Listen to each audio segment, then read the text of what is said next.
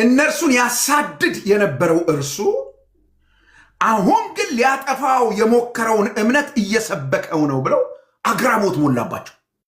አይገርምም? እኛን ሲያሳድድ የነበረ ሰውዬ፣ እኛን ሲቃወም የነበረ ሰውዬ አሁን እሱ ዋነኛው ሰባኪ ከሆነ ብለው ይገረሙ ነበር።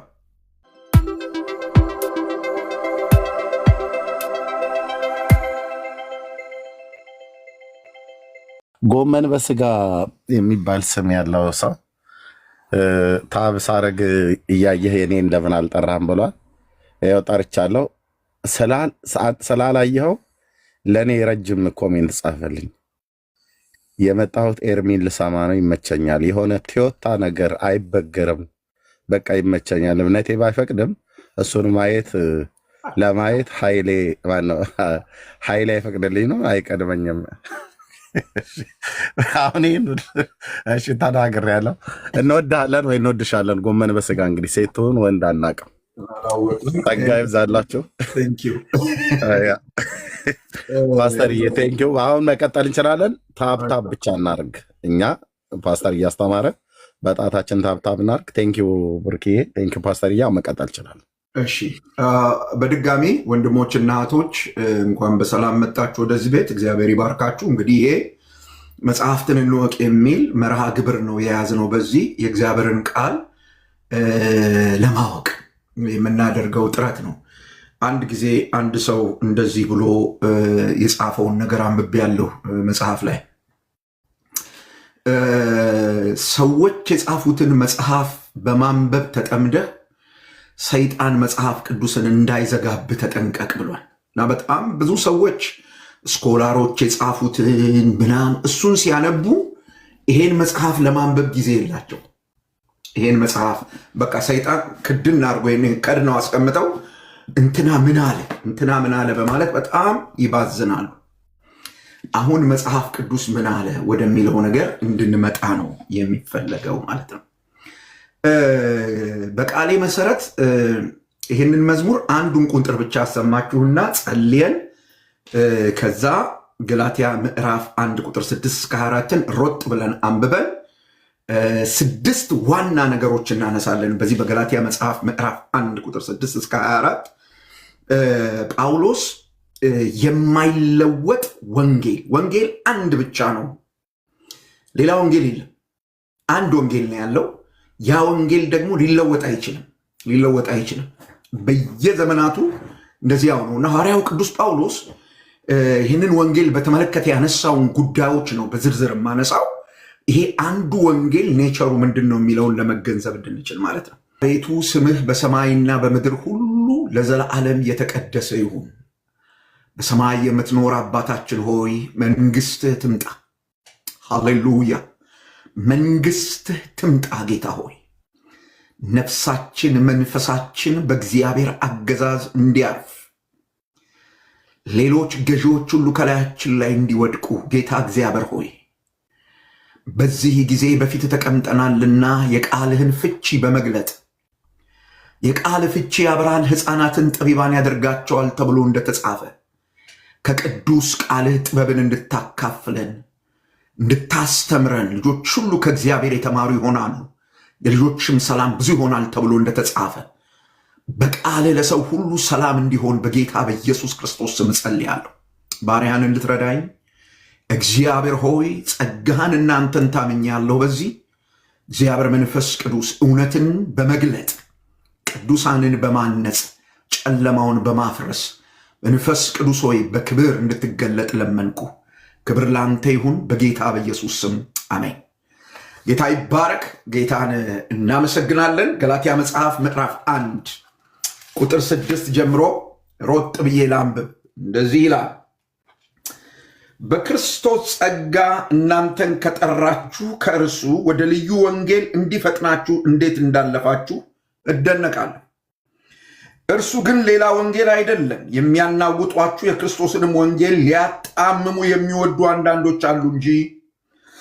ነገር ግን እኛ ብንሆን ወይም ከሰማይ መልአክ ከሰበክንላችሁ ወንጌል የሚለይ ወንጌል ቢሰብክላችሁ የተረገመ ይሁን። አስቀድመን እንዳልን እንዲሁ አሁን ሁለተኛ እላለሁ፣ ከተቀበላችሁት የተለየውን ማንም ቢሰብክላችሁ የተረገመ ይሁን። ሰውን ወይስ እግዚአብሔርን አሁን እሺ አሰኛለሁን? ወይም ሰውን ደስ ላሰኝ ይፈልጋለሁን? አሁን ሰውን ደስ ባሰኝ የክርስቶስ ባሪያ ባልሆንሁ። ወንድሞቼ በእኔ የተሰበከ ወንጌል እንደ ሰው እንዳይደላ አስታውቃችኋለሁ። ኢየሱስ ክርስቶስ ገልጦልኛል እንጂ እኔ ከሰው አልተቀበልሁትም አልተማርሁትምም። በአይሁድ ስርዓት በፊት እንዴት እንደኖሩ ሰምታችኋልና የእግዚአብሔርን ቤተ ክርስቲያን ያለ ልክ አሳድድና አጠፋ ነበር። ለአባቶችም ወግ ከመጠን ይልቅ እየቀናው በወገኔ ዘንድ በዘመኔ ካሉት ብዙዎችን በአይሁድ ስርዓት እበልጥ ነበር። ነገር ግን በእናቴ ማኅፀን ሳለሁ የለየኝ በጸጋውም የጠራኝ እግዚአብሔር በአሕዛብ መካከል ስለ እርሱ ወንጌልን እሰብክ ዘንድ ልጁን በእኔ ሁኔታ ሊገልጥ በወደደ ጊዜ ወዲያው ከሥጋና ከደም ጋር አልተማከርሁም። ከእኔም በፊት ሐዋርያት ወደ ነበሩት ወደ ኢየሩሳሌም አልወጣሁም። ነገር ግን ወደ አረብ አገር ሄድሁ። እንደገናም ወደ ደማስቆ ተመለስሁ።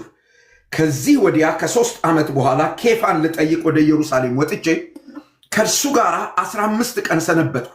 ነገር ግን ከጌታ ወንድም ከያዕቆብ በቀር ከሐዋርያት ሌላ አላየውም።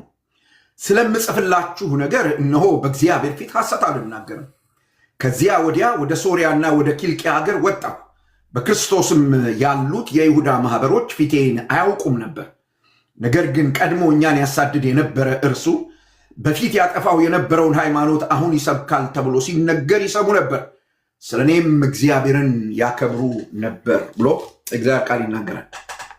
እሺ መጽሐፉን ላስቀምጥ፣ ወደ ላፕታፕ ልመለስ። እንግዲህ ላፕታፕ ላይ የማላነበው ዘመዶቼ፣ እኔ መጽሐፍ ቅዱስን በሶፍትዌር ማንበብ ስለማልወድ ነው። ሃርድ ኮፒ ነው የሚመቸኝ። ለዛ ነው በትክክል እንትን የማደርገው። እሱን ወደፊት ነግራችኋለሁ። ዛሬ እንግዲህ የምናነሳው በዚህ በገላትያ መጽሐፍ ላይ ባለፉት ጊዜያቶች የመጽሐፉን ታሪካዊ ዳራ፣ የቤተ ክርስቲያኒቱን ታሪካዊ ዳራ ለማየት ጥረት አድርገን ነበር። ባለፈው ሳምንት ደግሞ የደብዳቤውን የመጀመሪያ ክፍል ወይም የመግቢያውን የሰላምታውን ክፍል አንስተናል እና ሐዋርያው ቅዱስ ጳውሎስ በዚህ በምዕራፍ 1 ላይ እያወራልን ያለው የወንጌልን ንጽሕና ስለመጠበቅ ነው እና የወንጌልን ንጽሕና ስለመጠበቅ በተናገረበት ወይም ባወራበት በዚህ የመጀመሪያው ምዕራፍ ላይ ሐዋርያው ቅዱስ ጳውሎስ መጀመሪያ የእሱን ሐዋርያዊ ስልጣን ነው ያረጋገጠው። ምዕራፍ 1 ቁጥር 1 እስከ 5 የምናገኘው ነገር በዚያ ሰላምታ ውስጥ ብዙ ዝርዝሮችን ባለፈው ሳምንት አንስቻለሁ። እነዛን አድርጎ የእሱን ሐዋርያዊ ስልጣን አረጋግጧል። ዛሬ የምናነሳው የማይለወጠውን ወንጌል ሐዋርያው ቅዱስ ጳውሎስ የወንጌልን ንጽሕና ለመጠበቅ የወንጌልን አይለወጤነት እንዴት እንዳረጋገጠ ነው የምናየው። የወንጌልን አይለወጤነት እንዴት እንዳረጋገጠ ነው የምናየው። በአንድ አባባል ብጀምር አንድ አባባል አለ። ወዴት እንደምትሄድ ካላወቅ ይላል። ወዴት እንደምትሄድ ካላወቅ የሚሄደውን ሰው ሁሉ ትከተላለህ። ወዴት እንደምትሄድ ካላወቅ በቃ የሚሄድ ሰው ካገኘህ ዝም ብለህ ትከተላለህ የሚል አባባል አለ። ይሄ የኛ የአፍሪካውያን የድሮ የጥንት አፍሪካውያን ንግግር ነውና የገላትያ ሰዎችም ልክ እንደዚህ አይነት ሰዎች ይመስላሉ። የገላትያ ሰዎች ከፍ ብሎ የሚነገር ድምፅ ከሰሙ ይከተላሉ። ኢቭን የሐሰት አስተማሪውንም እንኳን ወደ ግራ ወደ ቀኝ ሳይሉ ዝም ብለው ይከተላሉ እና በብዙ መስመር ዘመዶቼ አሁን ያለነውን ሰዎች ይመስላሉ። በብዙ መስመር አሁን ያለነውን ሰዎች ይመስላሉ። ለምንድን ነው እሱ የገላትያ ሰዎች እንደው የተናገረን ሰው ሁሉ የሚከተሉት ያላችሁ እንደሆነ ምክንያቱ አንድ ነገር ነው። ሐዋርያው ቅዱስ ጳውሎስም ያንን ምክንያት ነው በዚህ ከቁጥር 6 እስከ 24 አጉልቶ አድምቆ ሊያሳያቸው የሚፈልገው። ምክንያቱ ምንድን ነው? እሱ እውነተኛው ወንጌል ወዴት እንደሚመራ በትክክል አልተገነዘበም። ይሄ ነበር ችግሩ። እውነተኛው ወንጌል ወዴት እንደሚያደርስ ይሄንን ረስተው ነበር ወይም ይሄንን ዘንግተው ነበር። ስለዚህ መገለጥ እያለ የሚመጣ ሰው ሁሉ ይዟቸው ይሄድ ነበር እና ጳውሎስ ገላትያ መጽሐፍ ምዕራፍ 1 ቁጥር 6 እስከ 24 ያለውን ክፍል የጻፈበት መሰረታዊ ምክንያት it is very remarkable ዘመዶች። ሐዋርያው ቅዱስ ጳውሎስ ገላትያ መጽሐፍ ምዕራፍ 1 ቁጥር 6 እስከ 24 የጻፈበት ምክንያት ምን እንደሆነ በትክክል ከታወቀ በእነዚህ ቁጥሮች ውስጥ ሌላ ማንም ሰው ጥቅስ መዞ ትምህርት ሊመሰረት አይችልም። ጳውሎስ ካለው ውጭ ከመሰረተ ስህተት ነው የሚሆን። ለዚህ ነው መጽሐፉ እንዲናገር ፈቅደንለት መጽሐፉን እያዳመጥን ያለ ነው። እና ጳውሎስ በዚህ ቁጥር ውስጥ የገላትያ ሰዎች ይህን የጻፈበት ምክንያት ሊያመሰግናቸው አይደለም፣ ጎበዞች በርቱ፣ እንደ ኤፌሶን ሰዎች በርቱ ሊላቸው አይደለም። ይህንን ክፍል የጻፈበት ምክንያት ሁለት ነገሮች ናቸው። አንደኛው ሊገስጻቸው ነው፣ ፊት ለፊት ሊገስጻቸው ነው። የተግሳጹን ጥንካሬ በኋላ አነሳላችኋለሁ። ሁለተኛው ከስህተት ትምህርት ጥፋት ሊታደጋቸው ነው፣ ሊያስመልጣቸው ነው። ለምን ያላችሁ እንደሆነ ሐዋርያው ቅዱስ ጳውሎስ የስህተት ትምህርት ዋዛ ነገር አይደለም። በዚህ ዘመን እንዳለነው አገልጋዮች አይደለም ጳውሎስ የስህተት ትምህርትን የሚረዳው። ጳውሎስ ይሄን ያደረገበት ምክንያት ምንድን ነው ብለን ስንጠይቅ፣ እነዚህ ሁለት ነገሮች ያደረገበት ምክንያት ምንድን ነው ብለን ስንጠይቅ ወንጌልን ከሰው ወግ ጋር፣ ከአይሁድ ትምህርት ጋር፣ ከአይሁድ ወግ ጋር ቀላቅለው የሚያስተምሩ ሰዎች መጥተው ነበር። ልብ በሉ፣ ወንጌሉን አልተውትም፣ ግን ወንጌሉን በርዘውት ነበር። የአይሁድን ወግ፣ የአይሁድን ትምህርት አንድ ላይ ቀላቅለው አስተማሯቸው። እነሱም ያንን ተቀብለውት ነበረ።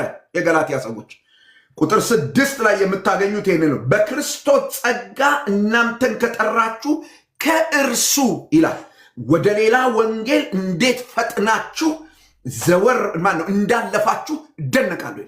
እና መጥቶ የነበረውን የስህተት ትምህርት ሙሉ በሙሉ ተቀብለውታል። ወንጌል ሲደመር ሌላ ነገር፣ የአይሁድ ሕግ፣ ግርዘት፣ የአይሁድ ወግ የሚለው ቀላቅለው ይዘው ነበረ ይጓዙ የነበረው። ስለዚህ ጳውሎስ በዚህ ክፍል ሰዎቹን ለመታደግ፣ ሰዎቹን ለማትረፍ የመጀመሪያው የሚያነሳላቸው ነገር ምንድን ነው? እሱ ያላችሁ እንደሆነ የወንጌልን ምንጭ ወይም ወንጌል ከየት እንደመጣ፣ የወንጌል ባለቤቱ ማን እንደሆነ ሐዋርያው ቅዱስ ጳውሎስ በማሻማ ሁኔታ ፍንትው አድርጎ በዚህ ክፍል ውስጥ አንስቷል። ሁለተኛው የወንጌልን ኃይል አንስቷል። የወንጌልን ኃይል፣ ወንጌል ምን አይነት ኃይል እንዳለው ሐዋርያው ቅዱስ ጳውሎስ በትክክል አንስቷል። ልብ በሉ፣ ወንጌል ኃይሉን የሚያጣው በሌላ ነገር ሲቀየጥ ነው። ሌላ ነገር ሲጨመርበት ወንጌል መሆኑ ስለሚቀር ሌላ ወንጌል ስለሚሆን እውነተኛ ወንጌል ስለማይሆን ኃይሉን ያጣል። ሌላ ወንጌል ኃይል የለውም። አንድ ወንጌል ብቻ ነው ኃይል ያለው። እግዚአብሔርን በጣም አድርገን ስለዚህ እናመሰግናለን። ከዚያ ቀጥሎ የወንጌል ተፈጥሮን ነው የሚነግራቸው። የማይለወጠውን የወንጌልን ተፈጥሮ ይነግራቸዋል። በፍጹም በየትኛውም ዘመን ሊሻሻል የማይችል፣ በየትኛውም ዘመን ሊቀየር የማይችለውን አይለወጤውን የወንጌል ኔቸር ወይም ተፈጥሮ ያሳያቸዋል። ስለዚህ ዛሬም በዚህ ዘመን ያሉ አብያተ ክርስቲያናት ልክ እንደ ገላትያ ሰዎች የገጠማቸው ችግር አለ፣ ተግዳሮት አለ። ለዚህ ነው ይህን ትምህርት እንድንማር አንስተን እያየን ያለ ነው። ምንድን ነው እሱ? በዚህ ዘመን ላለን ሰዎች ይሄ ጉዳይ እንዴት ይታያል ብላችሁ ብታነሱ በጣም ብዙ ቤተ እምነቶች ወይም አብያተ ክርስቲያናት ወንጌልን ከባህል ጋር፣ እኛ ሀገር ብትሄዱ ወንጌልን ከተለያየ ነገር ጋር ቀያይጠው ሊያቆሙት ይሞክራሉ። ለምሳሌ በተለያዩ ጎሳዎች ውስጥ የሚከበሩ በዓሎች አሉ። በእኛ አገር ማለት ነው። በነዛ ጎሳዎች ውስጥ የሚከበሩ የተለያዩ በዓላት አሉ እና በጣም ብዙ ቅዱሳን ያንን በዓል አምጥተው ከወንጌል ጋር ሊያጋቡ ሲታገሉ ይታያል። ሌላ ወንጌል ሊያመጡ፣ ሌላ ወንጌል ሊፈጥሩ ማለት ነው። ከሰው ስራ ጋር፣ ወንጌልን ከሰው ስራ ጋር ይህንን ስታደርግ፣ ይህንን ስትፈጽም፣ እንዲህ ስትሆን ነው የምትድነው የሚል የስህተት ትምህርት ከወንጌሉ ጋር የሚዳቀል አሁን በዚህ ዘመን ያለችው ቤተክርስቲያን ተግዳሮት ነው። ወንጌልን ከሰው ስሜት ጋር መቀላቀል፣ ወንጌልን ከሰው ስሜት ጋር መቀየጥ፣ ወንጌልን ከወግና ከባህል ጋር የማዋሃድ ተመሳሳይ ችግር አሁን ላለችው ቤተክርስቲያን ፊት ለፊቷ የተጋረጠ ጋሬጣ ነው። ወንጌልን ፊት ለፊት እንዳታወራ፣ ስለዚህ እንደ ሐዋርያው ቅዱስ ጳውሎስ አይነት ሰዎች ያስፈልጉናል። ወንጌሉን በትክክል ይዘውት የሚወጡ እንጂ ትናንት ያወገዙትን ሰው ዛሬ የመሰረት ድንጋይ ሲያስቀምጥ ሄደው የሚመርቁ ሰዎች አገልጋዮች አይደሉም የሚያስፈልጉ። እኔ ወንድሞችና እህቶች የወንጌል እውነት ስለሆነ የምናወራው አንዳንድ ነገሮች ፊት ለፊት ስናገር ቅር እንዳይላችሁ። ትናንት ሐሰት ነው ያልነውን ነገር፣ ትናንት ያወገዝነውን ነገር ዛሬ የመሰረት ድንጋይ ለማስቀመጥ ሄደን አብረን ልንቆም አንችልም። ወንጌሉ ላይ ኮምፕሮማይዝ ልናደርግ በፍጹም አንችልም። ስለዚህ ሐዋርያው ቅዱስ ጳውሎስ ያደረጋቸውን ነገሮች አንድ ሁለት ብዬ ማንሳት ፈልጋለሁ። ኦኬ፣ እንግዲህ በዚህ ልክ ወንጌልን ከቅይጥነት መጠበቅ ካለብን፣ ወንጌልን ከተቀየጠ ነገር ማዳን ካለብንና ንጹህ ወንጌል በማመን ወንጌሉ ወደሚያደርሰን ህይወት መድረስ ካለብን ጳውሎስ የሚሟገትለትን ወንጌል በትክክል መገንዘብ ተገቢ ነው። ጳውሎስ የሰበከው ወንጌል የመጀመሪያው ጳውሎስ የሰበከው ወንጌል ባለቤቱ የትኛውም የሃይማኖት ድርጅት አይደለም። ቁጥር 10 ላይ በግልጽ እንደዚህ ብሎ ይነግረናል። ማነው? ቁጥር 11 ላይ ይቅርታ፣ ቁጥር 6 እስከ 10 ያለው ቦታ ላይ ሐዋርያው ቅዱስ ጳውሎስ የወንጌል ባለቤቱ ማን እንደሆነ በግልጽ ይነግረናል። ወንጌልን የትኛው ፕሮቴስታንት በሉት፣ ኦርቶዶክስ በሉት፣ ካቶሊክ በሉት፣ ጥሩ ሌሎችን እነዚህ ማቃቸው አውራዎቹ ስለሆኑ ነው። ወንጌልን በብቸኝነት ክሌም ሊያደርግ የሚችል የለም። አንዳንድ ሰዎች አንዳንዴ ያስገርሙኛል። በዚህ በሶሻል ሚዲያ ላይ እኛንን ወንጌል የሰጠናችሁ ይሉናል። እኛንን ወንጌል የሰጠናችሁ የወንጌሉ ባለቤቶች እኛንን ይሉናል። ሐዋርያው ቅዱስ ጳውሎስ ደግሞ ኖ፣ የወንጌሉ ባለቤት እግዚአብሔር ነው ይላል። የወንጌሉ ባለቤት እግዚአብሔር ስለሆነ ሐዋርያው ቅዱስ ጳውሎስ ወደ ገላትያ ሰዎች መጥቶ ያየው ነገር አለ። ይሄን የእግዚአብሔርን ወንጌል መጀመሪያ ሰብኳቸዋል። ሮሜ መጽሐፍ ምዕራፍ 1 ቁጥር 1 እስከ 4 ያለውን ቦታ ስታነቡ የእግዚአብሔር ቃል በግልጥ እንደሚነግረን ሐዋርያ ሊሆን የተጠራ የኢየሱስ ክርስቶስ ባሪያ ሊሆን የተጠራ ጳውሎስ ብሎ ይነግረንና የወንጌል ባለቤት ማን እንደሆነ በግልጽ ይነግረናል። እሱን ክፍል አይ ቲንክ ማንበብ በጣም ተገቢ ነው። የትኛውም የሃይማኖት ድርጅት ወንጌልን የኔ ነው ብሎ ክሌም ሊያደርግ አይችልም። በወንጌል ሊያምን ይችላል፣ ወንጌልን ሊቀበል ይችላል። የወንጌል ባለቤት ግን መሆን አይችልም። የትኛውም የሃይማኖት ድርጅት፣ የትኛውም ሰው የወንጌል ባለ ንብረት ሆኖ ወንጌሉን እሱ እንደሚፈልገው ሊያሻሽለው አይችልም። ለምን? ሐዋርያው እንዲህ ይላል። ሐዋርያ ሊሆን የተጠራ ራሱ ጳውሎስ ነው ይሄን የሚለው። የኢየሱስ ክርስቶስ ባሪያ ጳውሎስ በነቢያቱ አፍ በቅዱሳን መጽሐፍት አስቀድሞ ተስፋ ለሰጠው ለእግዚአብሔር ወንጌል ተለየ ይላል። የእግዚአብሔር ስም የተባረከ ይሁን። የእግዚአብሔር ወንጌል በነቢያቱ አፍ መጀመሪያ በትንቢት መንፈስ ተስፋ የተሰጠለት ነው ይላል፣ የተነገረለት ነው። ስለዚህ ብሉይ ኪዳንም ስለምን ያወራል ማለት ነው? ስለ እግዚአብሔር ወንጌል ያወራል ማለት ነው። እና አንዳንድ ሰዎች ብሉይ ኪዳን ተሽሯል የምትሉ ሰዎች ወንጌሉን ከየት ልታመጡት ነው? ብሉይ ኪዳን ተሽሯል ካላችሁ ምን እያላችሁ እንዳለ ግልጽ ማድረግ አለባችሁ። ብሉይ ኪዳን ተሽሯል ስትሉ ምን ማለታችሁ ነው? የብሉይ ኪዳን መጽሐፍ በቃ አያስፈልግም እያላችሁ ከሆነ እኔ ወንድሞችና እህቶች ስህተት ነው። ምክንያቱስ ወንጌሉ በብሉይ ኪዳን የትንቢት መልእክት አለው። ነቢያቱ አውርተውለታል። አንዳንድ ሰዎች እንደሚሉት እኛ የምንሰብከውና ያመንነው ወንጌል በዘይትና በስንዴ የመጣ አይደለም። ነቢያቱ ከጥንት ጀምረው የተነበዩለት የተናገሩለት ወንጌል ጳውሎስ ለገላትያ ሰዎች የሰበከው እግዚአብሔር በነቢያቱ አፍ ተስፋ የሰጠለት ወንጌል ነው። ከዚያስ የመጽሐፍ ምስክርነት አለው። ብሉይ ኪዳን የማይመሰክርለት ወንጌል የእግዚአብሔር ወንጌል አይደለም። ብሉይ ኪዳን የማይመሰክርለት ወንጌል የእግዚአብሔር ወንጌል አይደለም። ልብ በሉ። ወደ ገላትያ የመጡት ሰዎች እነዚህ የሐሰት አስተማሪዎች የሚጠቅሱት የብሉይ ኪዳንን መጽሐፍት ነው፣ የብሉይ ኪዳንም ትምህርት ነው። ግን የሳቱት ነገር ምንድን ነው ያላችሁ እንደሆነ ብሉይ ኪዳን ስለ ወንጌሉ የሚናገረውን እውነት ስለሳቱ ሕግ ያስተምራሉ፣ ሕግ ይሰብካሉ። ጳውሎስ ወንጌሉን እንዲህ ብሎ ይናገራል። ይህ ወንጌል በሥጋ ከዳዊት ዘር ስለተወለደ እንደ ቅድስና መንፈስ ግን ከሙታን መነሳት የተነሳ በኃይል የእግዚአብሔር ልጅ ሆኖ ስለተገለጠው ስለ ልጁ ነው፣ እርሱም ጌታችን ኢየሱስ ክርስቶስ ነው። የሚያድነው ወንጌል ልብ ብላችሁ ስሙ። ጳውሎስ በኋላ ላይ የማነሳው ነገር አለ። ጳውሎስ ወደ ገላትያ ቤተክርስቲያን ሲመጣ ሊያረጋግጠው የፈለገው ለነሱ የሰበከው ወንጌል ምን አይነት ወንጌል ነው ያላችሁ እንደሆነ በሥጋ ከዳዊት ዘር ስለሆነው ስለ ጌታችን ስለ ኢየሱስ ክርስቶስ፣ ሰው ስለሆነው ስለ ጌታችን ስለ ኢየሱስ ክርስቶስ፣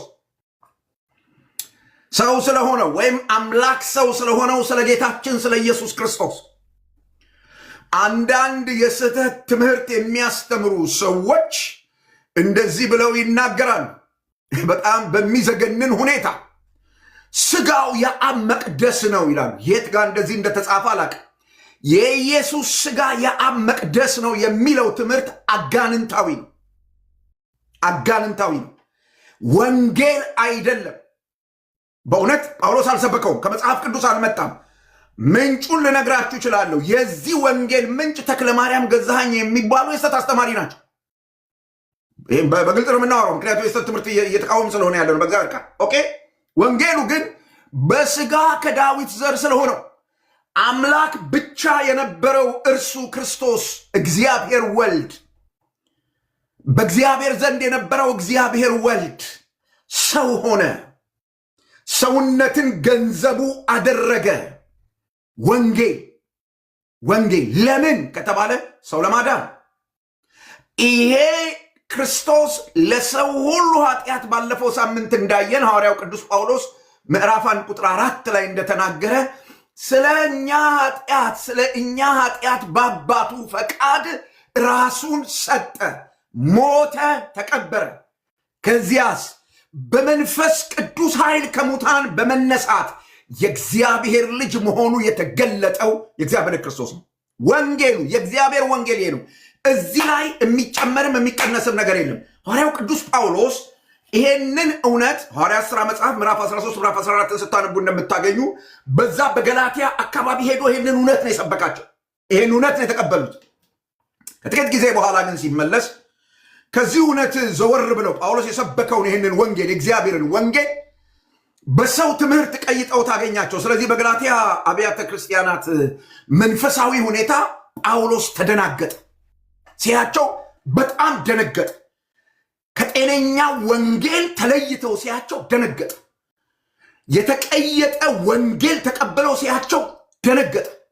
እና ሐዋርያው ቅዱስ ጳውሎስ ድንጋጤውን የገለጠው እንደዚህ በሚል ቃል ነው። ወደ ልዩ ወንጌል እንዲፈጥናችሁ እንዴት እንዳለፋችሁ እደነቃለሁ። በዚህ ዘመን ያለን ሰዎች በተለይ አገልጋዮችን እዚህ ጋር መናገር ፈልጋለሁ። በጣም አባቶቻችን ብለን የምናከብራቸው አባቶች ሁሉ የስተት ትምህርት እኛን ማስደንገጥ ካቆመ ጤና አይደለም። የስተት ትምህርት እኛን ማስደንገጥ ከቆመ ጤና አይደለም። ሐዋርያው ወንጌሉ ላይ የሆነ ነገር ተጨምሮ ሲያገኝ ደነገጠ። ኃይለኛ ድንጋጤ ነው የደነገጠው ጳውሎስ እና እንዴት ነው እሱ እንዴት ቻላችሁ ይላቸው። በምን መንገድ ምን ተገኘ ይላቸው። ምክንያቱም ይሄ ድርጊታቸው በወንጌሉ ላይ የተቀየጠ ነገር ተቀብለው አንድ ነገር በሕይወታቸው ተፈጥሮ ነው ያገኛቸው። ዝም ብለው የስተት ትምህርት ተቀብለው ምናምን አይደለም የሚያገኛቸው። ታዲያስ ከተቀበሉት ቅይጥ ወንጌል የተነሳ በዚህ ድርጊታቸው በጸጋ ከጠራቸው አምላክ ርቀው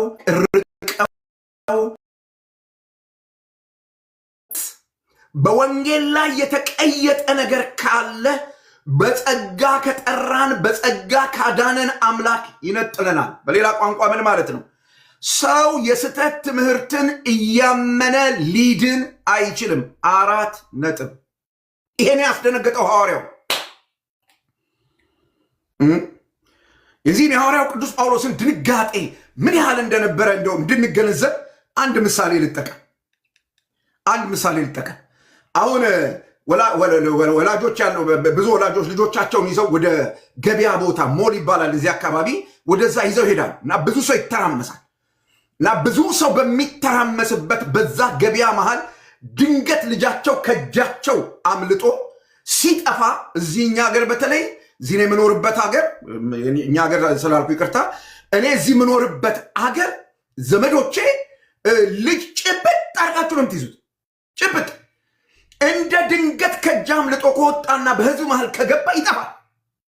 ስለዚህ ወላጆች የዛ ልጅ ወላጆች ይሉኝታ የላቸውም፣ በአደባባይ ይጮኻሉ።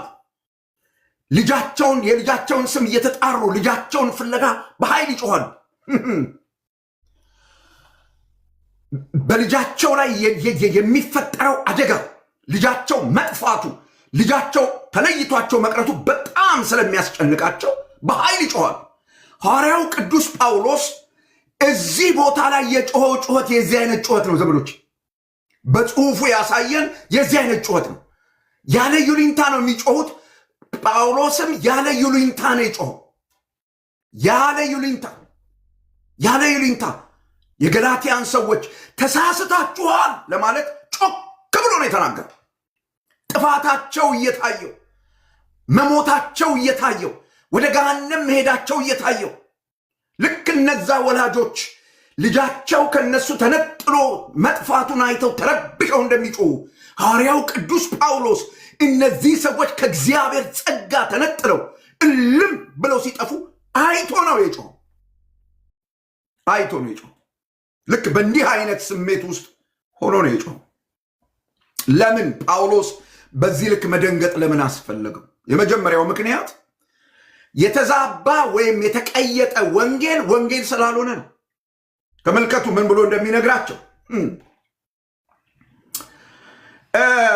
እንዳለፋችሁ እደነቃለሁ። እርሱ ግን ሌላ ወንጌል አይደለም፣ የሚያናውጧችሁ የክርስቶስንም ወንጌል ሊያጣምሙ የሚወዱ አንዳንዶች አሉ እንጂ ነው። ወንጌል አንድ ነው። እስቲ ባካችሁ እዚህ ቤት ውስጥ ወደ 390 አካባቢ ሰዎች አያለሁ። ወንጌል አንድ ነው በሉና ጻፉልኝ። ሌላ ወንጌል የለም። አንድ ነው ወንጌል። በቃ አንድ ወንጌል ነው ያለው። ስለዚህ ወንጌል ነው ተብሎ የሚነገር ሁሉ በዚህ ወንጌል ነው የሚለካው። ሐዋርያው ቅዱስ ጳውሎስ ምን ይላችኋል? ወንጌል አንድ ነው። ከዚህ ወንጌል ውጪ እዚህ ወንጌል ላይ ምናምን ከተጨመረበት ሌላ ወንጌል ይሆናል፣ አያድንም ይላል። እየሰማችሁኝ ነው? እዚህ አንዱ ወንጌል ላይ አንድ ነገር የሆነ ነገር ከተቀየጠበት ወንጌልነቱ ይቀራል እና እነዚህ ወደ ገላትያ መጥተው የነበሩ የሐሰት አስተማሪዎች ግርዘትን፣ የአይሁድን ወግ እና ሕግጋትን ክርስቶስ ኢየሱስን በማመን ላይ ጨምረው ወንጌል ነው አሏቸው ለገላትያ ሰዎች። በደንብ አድርጋችሁ ስሙኝ። አሁን በሚዲያው ላይ የሚናኝ ትምህርት አለ አደል? በጣም ብዙ ውዝግብ የሚካሄድበት፣ በተለይ ወንድሜ ኤርቢ በጣም የሚሟገትበት፣ እነ ቢኒ እነ ብሩኬ በጣም የሚሟገቱበት እንደዚህ የሚል ትምህርት ክርስቶስ ብቻውን በቂ አይደለም፣ ወይም ክርስቶስ ኢየሱስ የሰራው የማዳን ስራ ለብቻው በቂ አይደለም የሚል ትምህርት ነው ወንድሜ ዳኒ የሚሟገቱበት። ገላትያ መጥቶ የነበረው ትምህርት ነው። ገላትያ መጥቶ የነበረው ትምህርት ምን የሚል ነው? የአይሁድን ወግ ሕግጋቶቹ እዛ ቤተ መቅደስ ውስጥ ለአምልኮ የሚፈጸሙ ሕግጋቶችን ማለት ነው። 10ሩን ሕግጋት ማለት አይደለም። ቨሪ ሪማርከብል። ይህን በደንብ አስተውሉ። ጳውሎስ 10ሩን ሕግጋት አይደለም እዚህ ያነሳ ያለ። እዛ ቤተ መቅደሱ ጋር ወደ እግዚአብሔር ለመቅረብ የአይሁድ ማህበረሰብ ወደ እግዚአብሔር ለመቅረብ መስዋዕቱን ለማምጣት ከእግዚአብሔር ጋር ህብረት ለማድረግ እንዲፈጽሙት የተሰጣቸውን ስርዓት ህግና ትእዛዝ ነው ጳውሎስ አያስፈልግም የሚለው። ግን እነዚህ ሐሰት አስተማሪዎች ይዘው የመጡት ወደ እግዚአብሔር ለመቅረብ በብሉይ ኪዳን ይደረግ የነበረውን ያንን እንስሳ ማረድ፣ ምንትስ ያለውን ስርዓት ህጉን ሁሉ መጠበቅ ያስፈልጋል። ክርስቶስ ሲደመር የአይሁድ ህግ ሲደመር የአይሁድ ወግ ይሆናል ደህንነት ወይም ድህነት። ይሄ ነበረ ትምህርቱ። እንዲህ አይነት ወንጌል ነበረ ይዘው። ይሄ ወንጌል አይደለም። ሐዋርያውን ራሱን ይዞ ያስጮኸው ይሄ ነው። አንዳንድ ጊዜ ወንድሞቼ ስለ ወንጌል እንትን ሲያረጉ ምካቴ እምነት ሲሰሩ ሳያቸው ስሜታቸው ይገባኛል። በጣም ስሜታዊ ሆነው በጣም ጮኸው በጣም አልቅሰው ሲሉ ይገባኛል በደንብ።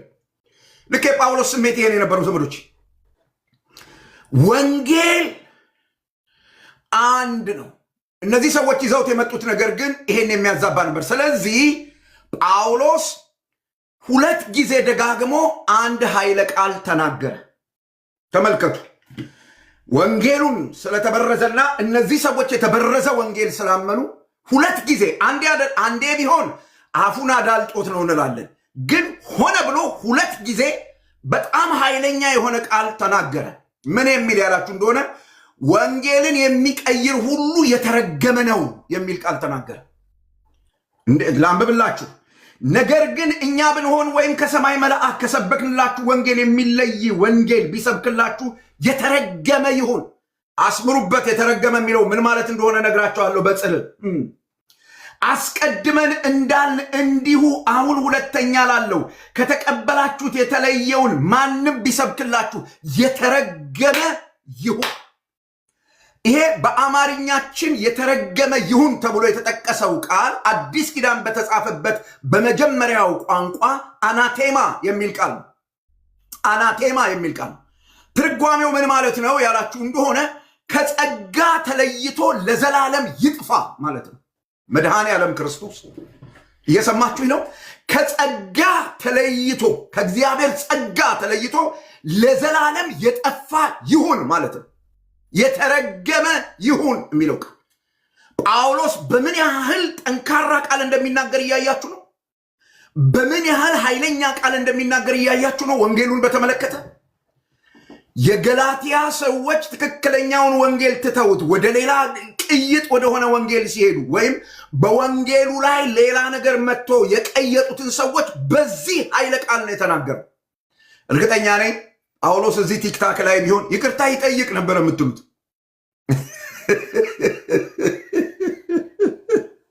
ምንም ጥያቄ የለው። ይቅርታ ይጠይቅ ምናምን የምትሉት ጳውሎስ ይቅርታ አልጠየቅም። እንዲህ አይነት ጠንካራ ቃል ነው የተናገረው። ምክንያቱ ምን ነበረ ካላችሁ፣ ምክንያቱ አንድ ነገር ነው። ለጳውሎስ የተሰበረ ድልድይ አንድን ሰው እንደማያሻግር ሁሉ ወይም አንድን ሰው ማሻገር እንደማይችል ሁሉ የተሰበረ ድልድይ አንድን ሰው ከዚህ ወደዚህ ሊያሻግር እንደማይችል ሁሉ ከሰው ስራ ጋር የተቀላቀለ ወንጌልም ኃጢአተኛውን ሊያድን አይችልም። 4 ነጥብ። ይሄ ነበር ጳውሎስን በኃይል ያናገረው። ብቸኛውን መድኃኒት የሰውን ልጅ ከዘላለም ጥፋት የሚያድን ብቸኛ መድኃኒት ወንጌል ነው። ያም ወንጌል ኢየሱስ ክርስቶስን በማመን ብቻ ይዳናል የሚለው የጳውሎስ ስብከቴ ነው። የጳውሎስ ስብከቴ በዚህ ኢየሱስ ክርስቶስን በማመን ብቻ ይዳናል በሚለው ወንጌል ላይ ምናምን ስትጨምሩበት አናቴማ ይላል ጳውሎስ። አናቴማ ይላል ጳውሎስ። አያችሁት? ጳውሎስ በዚህ ልክ ለወንጌሉ ኃይለ ቃል እስከመናገር ድረስ ያነሳሳው ነገር ምንድን ነው ያላችሁ እንደሆነ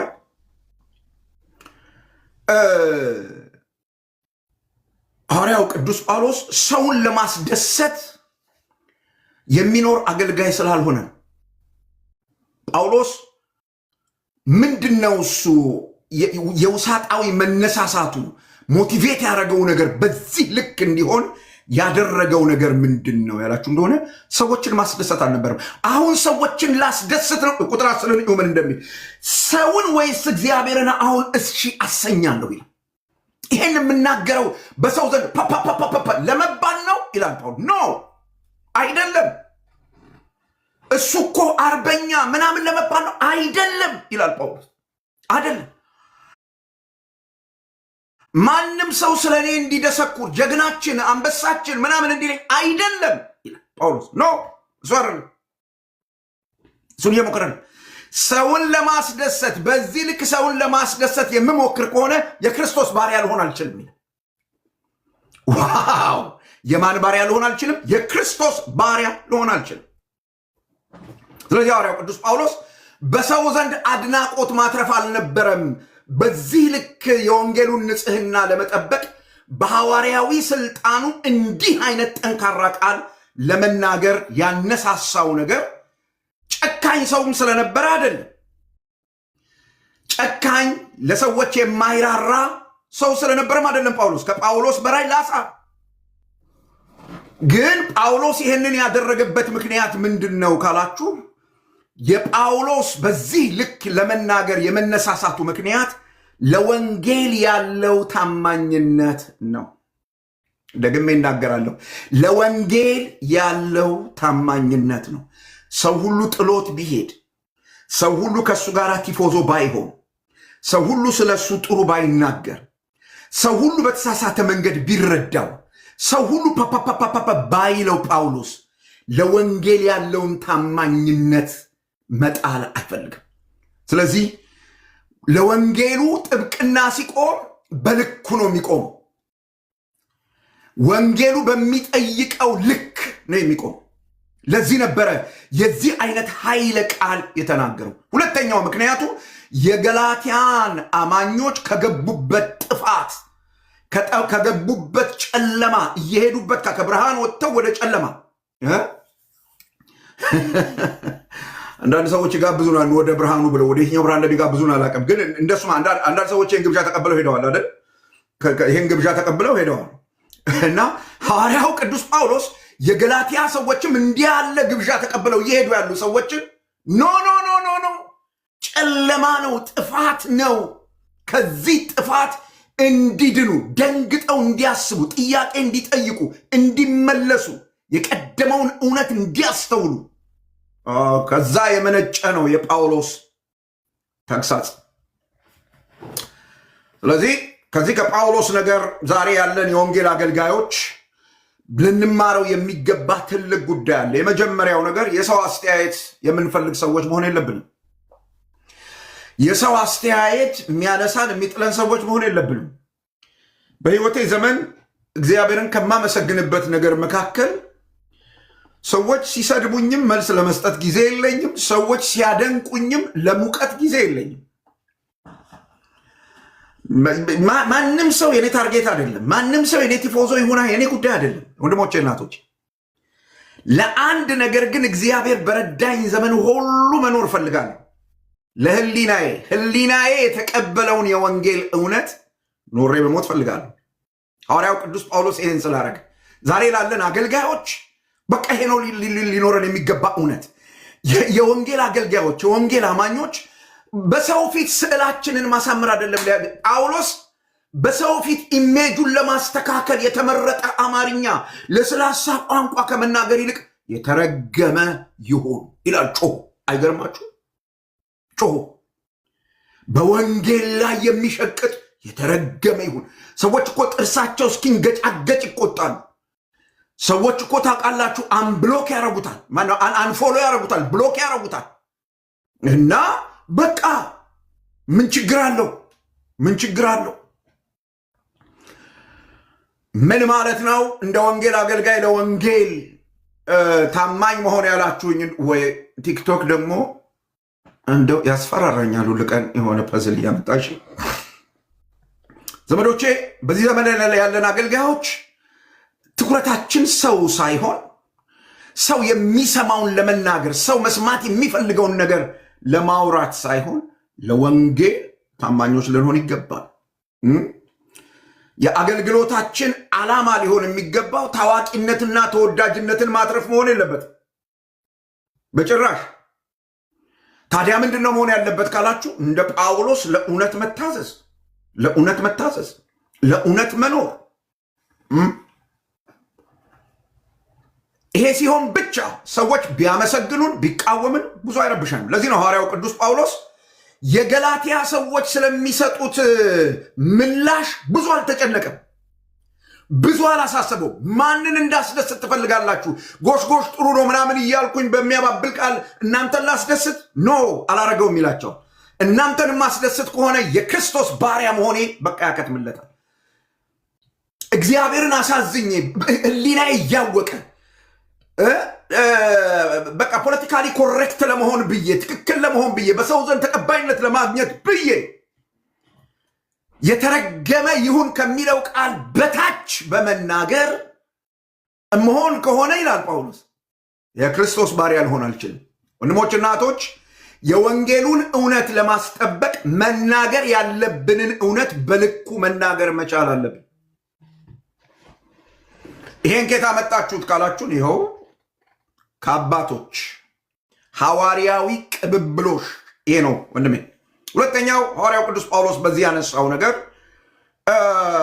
ጳውሎስ እነዚህን ሰዎች ገስጾ ሲያበቃ በእነዚህ ሰዎች የተሰማውን የድንጋጤ ስሜት ሁሉ ከገለጠ በኋላ ሁለተኛውን ነገር ያነሳል። በዚህ ልክ የሚናገርለትን ወንጌል እርሱ የሰበከውን ወንጌል ኢየሱስ ክርስቶስ ገለጠለት እንጂ በሰው የተፈጠረ አይደለም። ባካችሁን ወንጌል በሰው አልተፈጠረም በሉና ጻፉልኝ። ወንጌል በሰው አልተፈጠረም። ወንጌልን ማንም ሰው ክሬኤት ሊያደርገው አይችልም። የትኛውም የሃይማኖት መሪ ተመልከቱ። ሐዋርያው ቅዱስ ጳውሎስ ቁጥር 11 ምን እንደሚል ወንድሞች ሆይ በእኔ የተሰበከ ወንጌል ከሞን በእኔ የተሰበከ ወንጌል እንደ ሰው እንዳይደለ አስታውቃችኋለሁ። በእኔ የተሰበከ ወንጌል ሰዎች እንደፈጠሩት አይነት ወንጌል አይደለም ይላል ጳውሎስ። ሰዎች የፈጠሩት ወንጌል ምን አይነት ነው? ኢየሱስ ክርስቶስን ማመን ሲደመር የሰው ሥራ ሲደመር መገረዝ ሲደመር ወግ መጠበቅ ይሆናል ድህነት የሚል የሰው ወንጌል፣ በሰው የተሰራ ወንጌል። ሐዋርያው ቅዱስ ጳውሎስ እኔ ጋር ያለው ወንጌል ባካችሁ ወንድሜ ዳጊና ያዋለው ኤርሚያ ወይም ቢኒ አስገቡት። ምን ብሎ ይናገራል ጳውሎስ? በእኔ የተሰበከው ወንጌል ምንጩ ሰው አይደለም ይላል። እንደ ሰው በጭራሽ አይደለም። እርስ ናት ይላል። ይኸው እግዚአብሔር ቃል ነው የሚናገር። ተመልከቱ እንደሚል ወንድሞች ሆይ በእኔ የተሰበከ ወንጌል እንደ ሰው አይደለም። የሰው ወንጌል የሚለው ጳውሎስ የትኛውን ነው? የአይሁድ ወግ ልብ በሉ። የአይሁድ ወግ የግርዘትን መቀበል ምናምን ብቻ የሰው ስራ ምናምን የታከለበት ወንጌል፣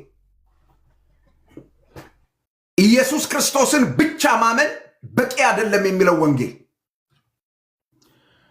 ለድህነት ኢየሱስ ክርስቶስን ማመን ብቻ በቂ ነው ብላችሁ የምታምኑ ሰዎች አላችሁ። ኢየሱስ በቂ ነው በሉና ጻፉ። ኢየሱስ በቂ ነው በሉና ጻፉ። ዳጊዬን ለምን አታስገቡትም? ኢየሱስ በቂ ነው በሉና ጻፉ። ይኸው ዳጊ አንድ ቁጥር ጽፏል፣ ሳቡት። ኢየሱስ በቂ ነው። በቃ አለቀ።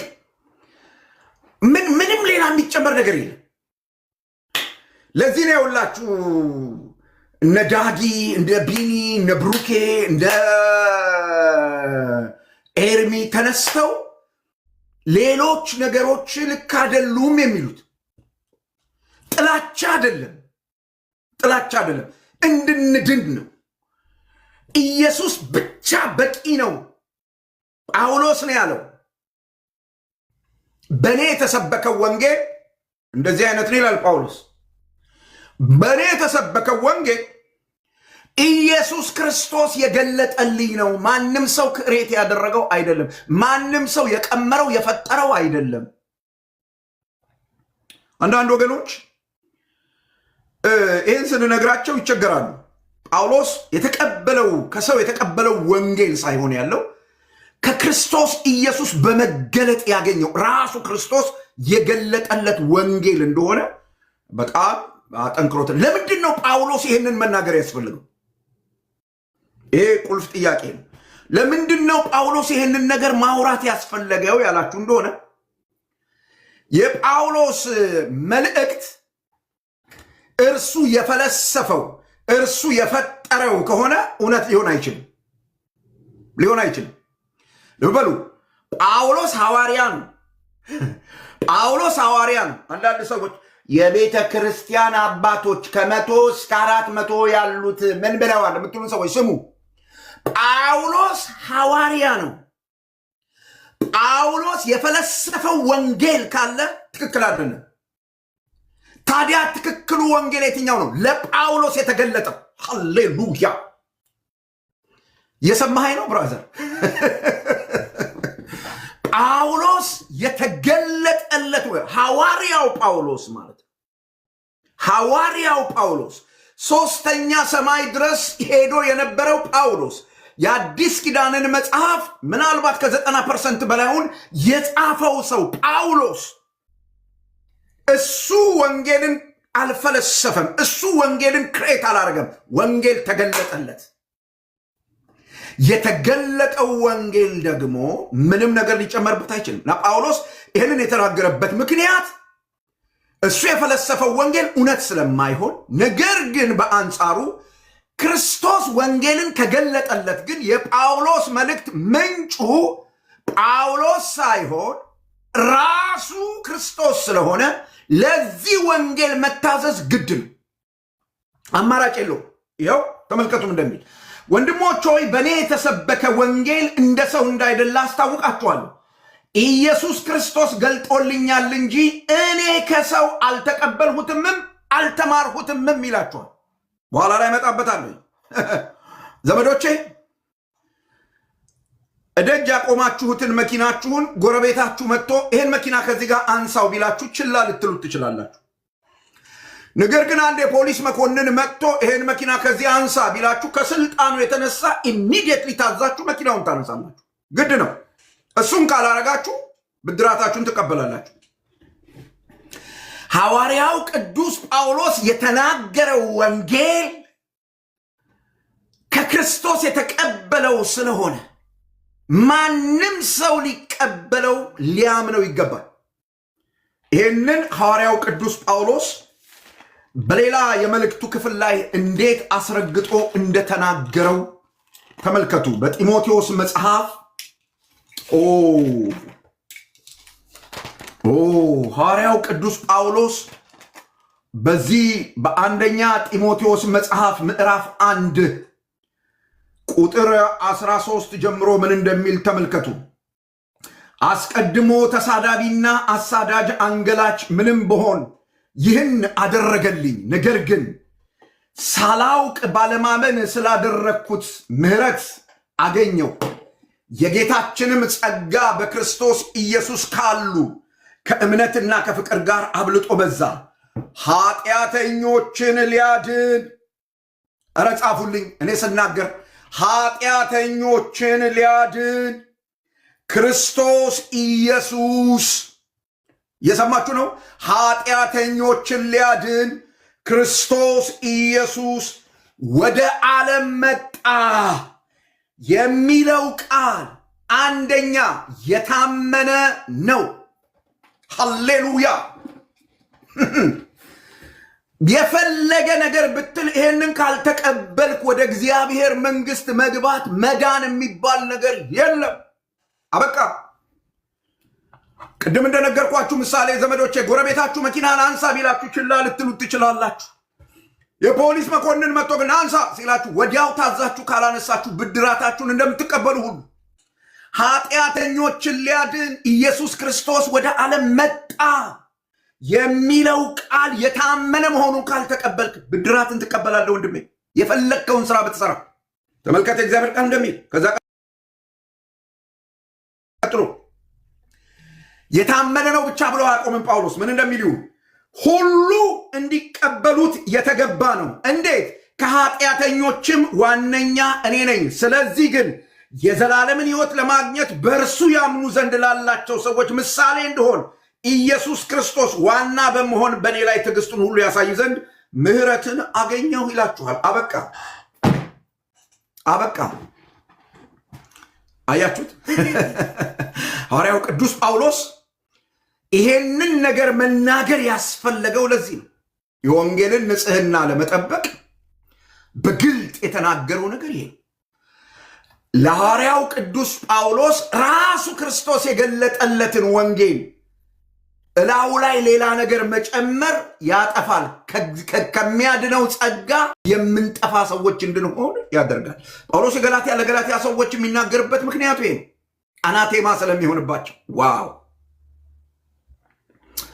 ጳውሎስ ከክርስቶስ የተቀበለው ወንጌል የተገለጠለት ወንጌል ሐዋርያቱ ያላስተማሩት ሌላም ሰው ያላስተማረው ወንጌል አልተማርኩትም አልተቀበልኩትም ራሱ ነው የሰጠኝ ያለው ወንጌል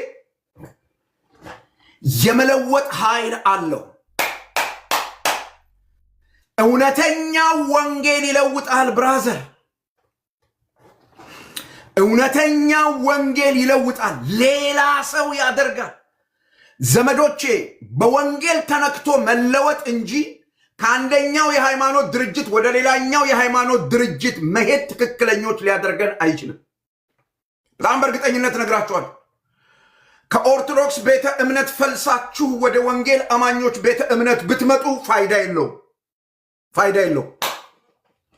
ከፕሮቴስታንት ቤተ እምነት ፈልሳችሁ ወደ ኦርቶዶክስ ቤተ እምነት ብትሄዱ ፋይዳ የለውም። ቤተ እምነቶቹ በራሳቸው ሊያድኑ አይችሉም። መድኃኒት ማን ነው ካልክ ወንጌሉ እውነተኛውን ወንጌል ስታገኘው ለጳውሎስ የተገለጠው ወንጌል ወደ አንተ ሲመጣ ወንጌልን እንዳገኘኸው ወንጌልን እንደተቀበልከው ማስረጃው የሃይማኖት ለውጥ ማድረግ ሳይሆን ያንተ መለወጥ ነው። ለጳውሎስ የተገለጠው ወንጌል ይለውጣል። በወንጌል የተለወጠ ሰው እዚህ ቤት ካለ እስቲ እንዲህ ብሎ ይናገር። የስ ዋ ቲጂ እግዚአብሔር ይባርክሽ። ተከተሏት እስቲ ተከተሏት ባካችሁ። ወንጌል ምን ያደርጋል? ይለውጣል። ወንጌል ይለውጣል። ይሄው ሐዋርያው ቅዱስ ጳውሎስ ይሄንን ያረጋግጣል። ተመልከቱ ቁጥር 13 ጀምሮ ምን እንደሚል በአይሁድ ስርዓት በፊት እንዴት እንደኖሩ ሐዋርያው ቅዱስ ጳውሎስ የተገለጠለት ወንጌል የመለወጥ ኃይልና አቅም እንዳለው ማስረጃ አድርጎ የሚያቀርበው የራሱን የህይወት ታሪክ ነው። እንትናን ለወጠ አይደለም የሚለው ሐዋርያው ቅዱስ ጳውሎስ የራሱን ታሪክ ያነሳላቸዋል። በቀደመው ማንነቱ የቤተ ክርስቲያን አሳዳጅ፣ በአይሁድ እምነትና ስርዓት ያለ ነቀፋ የኖረ አይገርምም? በአይሁድ እምነትና ስርዓት ያለ ነቀፋ የኖረ ከእውነት ይልቅ የአይሁዳውያንን ወግ ይወድ የነበረ ሰው ነው። አሁን አንዳንድ ወገኖቻችን በቃ ለወግ ብለው ወንጌሉን እንዴት ሊገፉት እንደሚሞክሩ ሳይ ያሳዝኑኛል። ጳውሎስ ነው የሚታየኝ። እሱ በአፉ ነው የሚናገር እና የገላትያን ሰዎች ምን ይላችኋል? ስለ እኔ ሰምታችኋል፣ ታውቃላችሁ የኔን ታሪክ።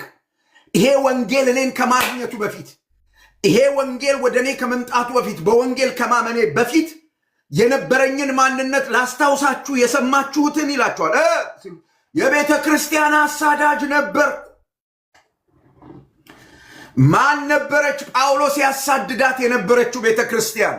አንዳንድ ሰዎች ሐዋርያት የተከሏት ምናምን ይሉናል። ጳውሎስ ያሳደዳትን ቤተ ክርስቲያን እስቲ እንያት ትንሽ ሮጥ ብለን። ጳውሎስ ያሳደዳት ቤተ ክርስቲያን መሰረቷ ያለው ሐዋርያት ሥራ ምዕራፍ 2 ነው። መንፈስ ቅዱስ ወረደ፣ በመንፈስ ቅዱስ ተሞሉ፣ በአዲስ ቋንቋ ተናገሩ፣ ወይም በመንፈስ ቅዱስ ኃይል ተጠመቁ፣ በአዲስ ቋንቋ ተናገሩ።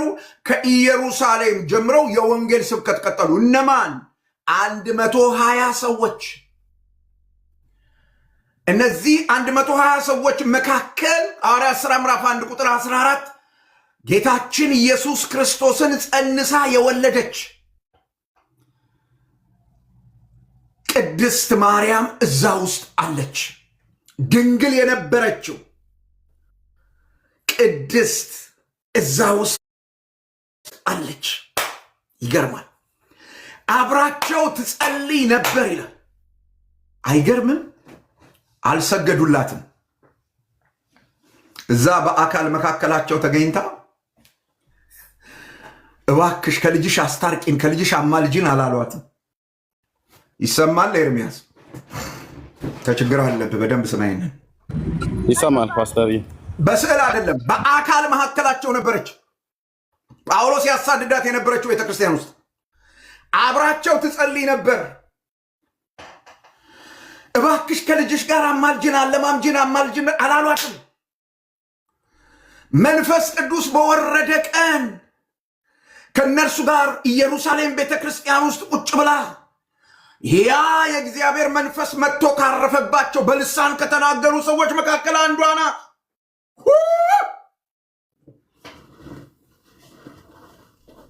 አንዳንድ ሰዎች ወፈፍ ያደርጋቸዋል። በጣም ይገርመኛል።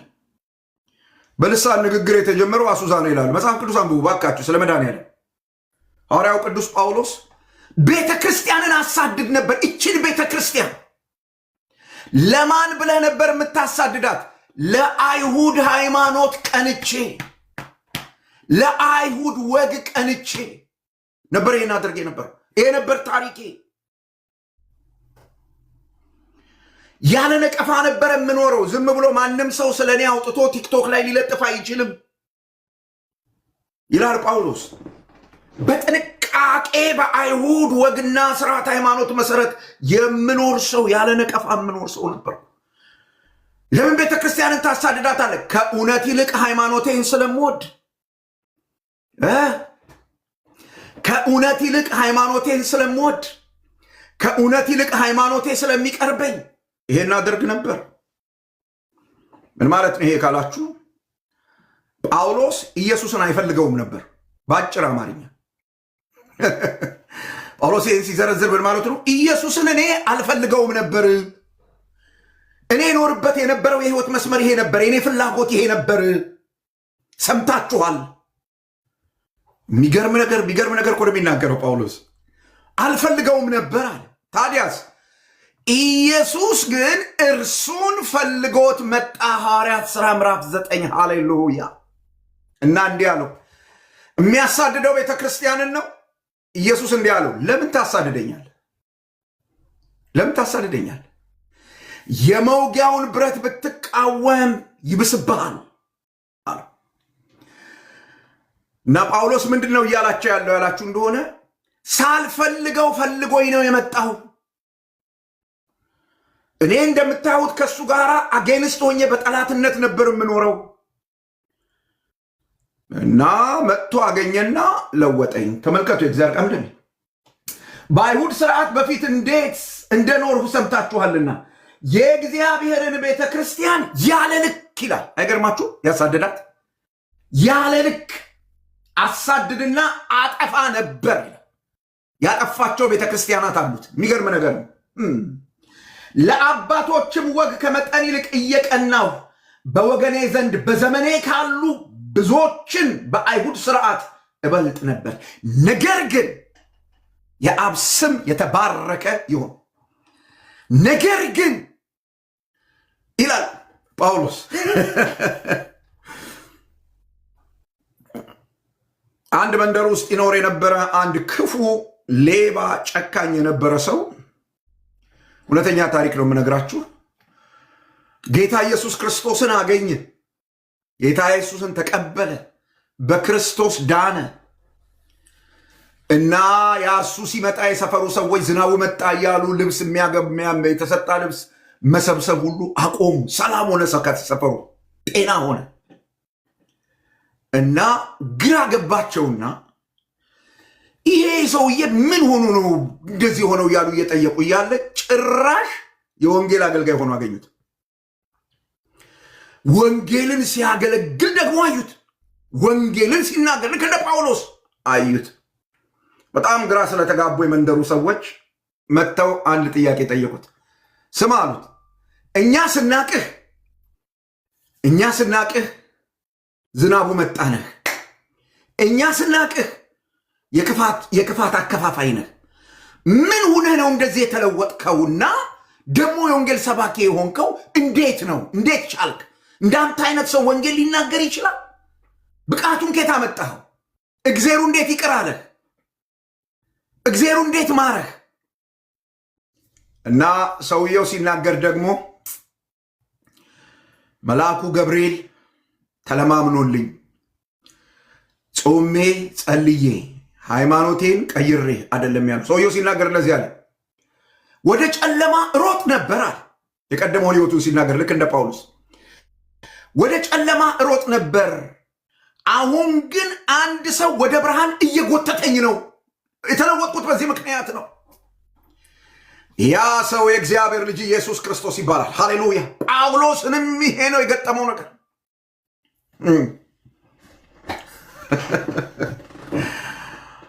አንድ ሰው ወደ ጨለማ ሮጥ ነበር፣ ወደ ጨለማ ይሄድ ነበር እና አንድ ሰው ወደ ብርሃን እየጎተተኝ ነው። በየቀኑ የተለወጥኩት ለዚህ ነው። በየቀኑ ወዴት? ወደ ብርሃን። የጳውሎስ ምስክርነትም እንዲሁ አይነት ነው ዘመዶች። ወንጌል የማይለውጠው ከባድ የሚባል ኃጢአተኛ የለም። ወንጌል የማይለውጠው እውነተኛ ወንጌል፣ በጳውሎስ የተሰበከው ወንጌል፣ ለጳውሎስ የተገለጠው ወንጌል የማይለውጠው አይለወጥም የሚባል ከባድ የሚባል ኃጢአተኛ የለም። እግረ መንገዴን አደረገ ልናገር። ዛሬ ሊለወጡ አይችሉም ብላችሁ የምታስቧቸው ሰዎች ካሉ ዘመዶቼ ተስፋ እንዳትቆርጡባቸው። ይሄ የእውነት ወንጌል እንዲነካቸው ይሄንን የእውነት ወንጌል ሳትቀይጡ ንገሯቸው፣ ጸልዩላቸው። ወየው ያገኛቸው ቀን። ለምን ያላችሁኝ፣ ለምን ነው ተስፋ ማንቆርጠው ያላችሁኝ እንደሆነ ያለፈ ታሪካቸው የሚኖሩበት ጨለማ ለእግዚአብሔር የማዳን ጸጋ የሚከብድ አይደለም። የእግዚአብሔር የማዳኑ ጸጋ ያን ጨለማ አልፎ ይገባል። ሃሌሉያ። አልፎ ይደርሳል። ጳውሎስን ማን ወንድ ነበር የሚሰብከው? ማን ወንድ ነበር ወደ ጌታ የሚያመጣው? ነገር ግን የእግዚአብሔር የማዳን ጸጋ ይኸው እሱ እንዲህ ብሎ ይናገራል። ተመልከቱ። ነገር ግን በእናቴ ማኅፀን ሳለሁ የለየኝ በጸጋው።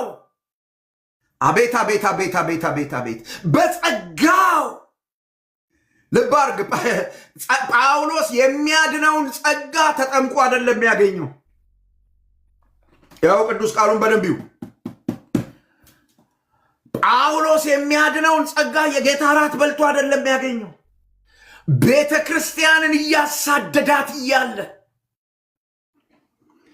ቤተ ክርስቲያንን እያሳደዳት እያለ ክርስቶስን እያሳደደ እያለ ሃሌሉያ፣ ይሄ ጸጋ አገኘው። ጸጋው ሊለውጠው የማይችለው ኃጢአተኛ የለም። የጳውሎስ ምስክርነት ኃይለኛ የወንጌል አገልግሎት መመሪያ ነው ዘመዶች። ለጳውሎስ የተገለጠው ወንጌል፣ በጳውሎስ የተሰበከው ወንጌል ኃጢአተኛውን ይለውጣል። ሃይማኖቱን ሳይሆን ሰውየውን ይለውጠዋል። ዋው! ሐዋርያው ቅዱስ ጳውሎስ ሌላው የሚያነሳላቸው ነገር ለእርሱ የተገለጠው ወንጌል፣ እርሱን የለወጠው ወንጌል። ይሄንን ወንጌል ጳውሎስ ለምን ሰበከው?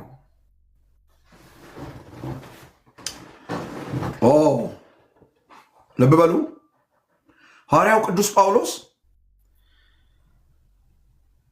ከዘላለም ዘመን ጀምሮ እግዚአብሔር በሕይወቱ የያዘው ፕሮግራም ነበር። ቁጥር 15 እና 16ን ተመልከቱ። ደግሜ ላንብብ። ነገር ግን በእናቴ ማኅፀን ሳለሁ የለየኝ በጸጋውም የጠራኝ እግዚአብሔር በአሕዛብ መካከል ስለ እርሱ ወንጌልን እሰብክ ዘንድ ይላል። እግዚአብሔር በጳውሎስ ሕይወት ውስጥ የያዘው ዘላለማዊ አጀንዳ ለአሕዛብ ወንጌልን እንዲሰብክ ነው። ጳውሎስ ሃይማኖተኛ በነበረ ጊዜ፣ ወንጌል ባልነካው ጊዜ፣ እዚያ ጨለማ ውስጥ በሚኖር ጊዜ የተፈጠረበትን ዓላማ አያውቀውም ነበር።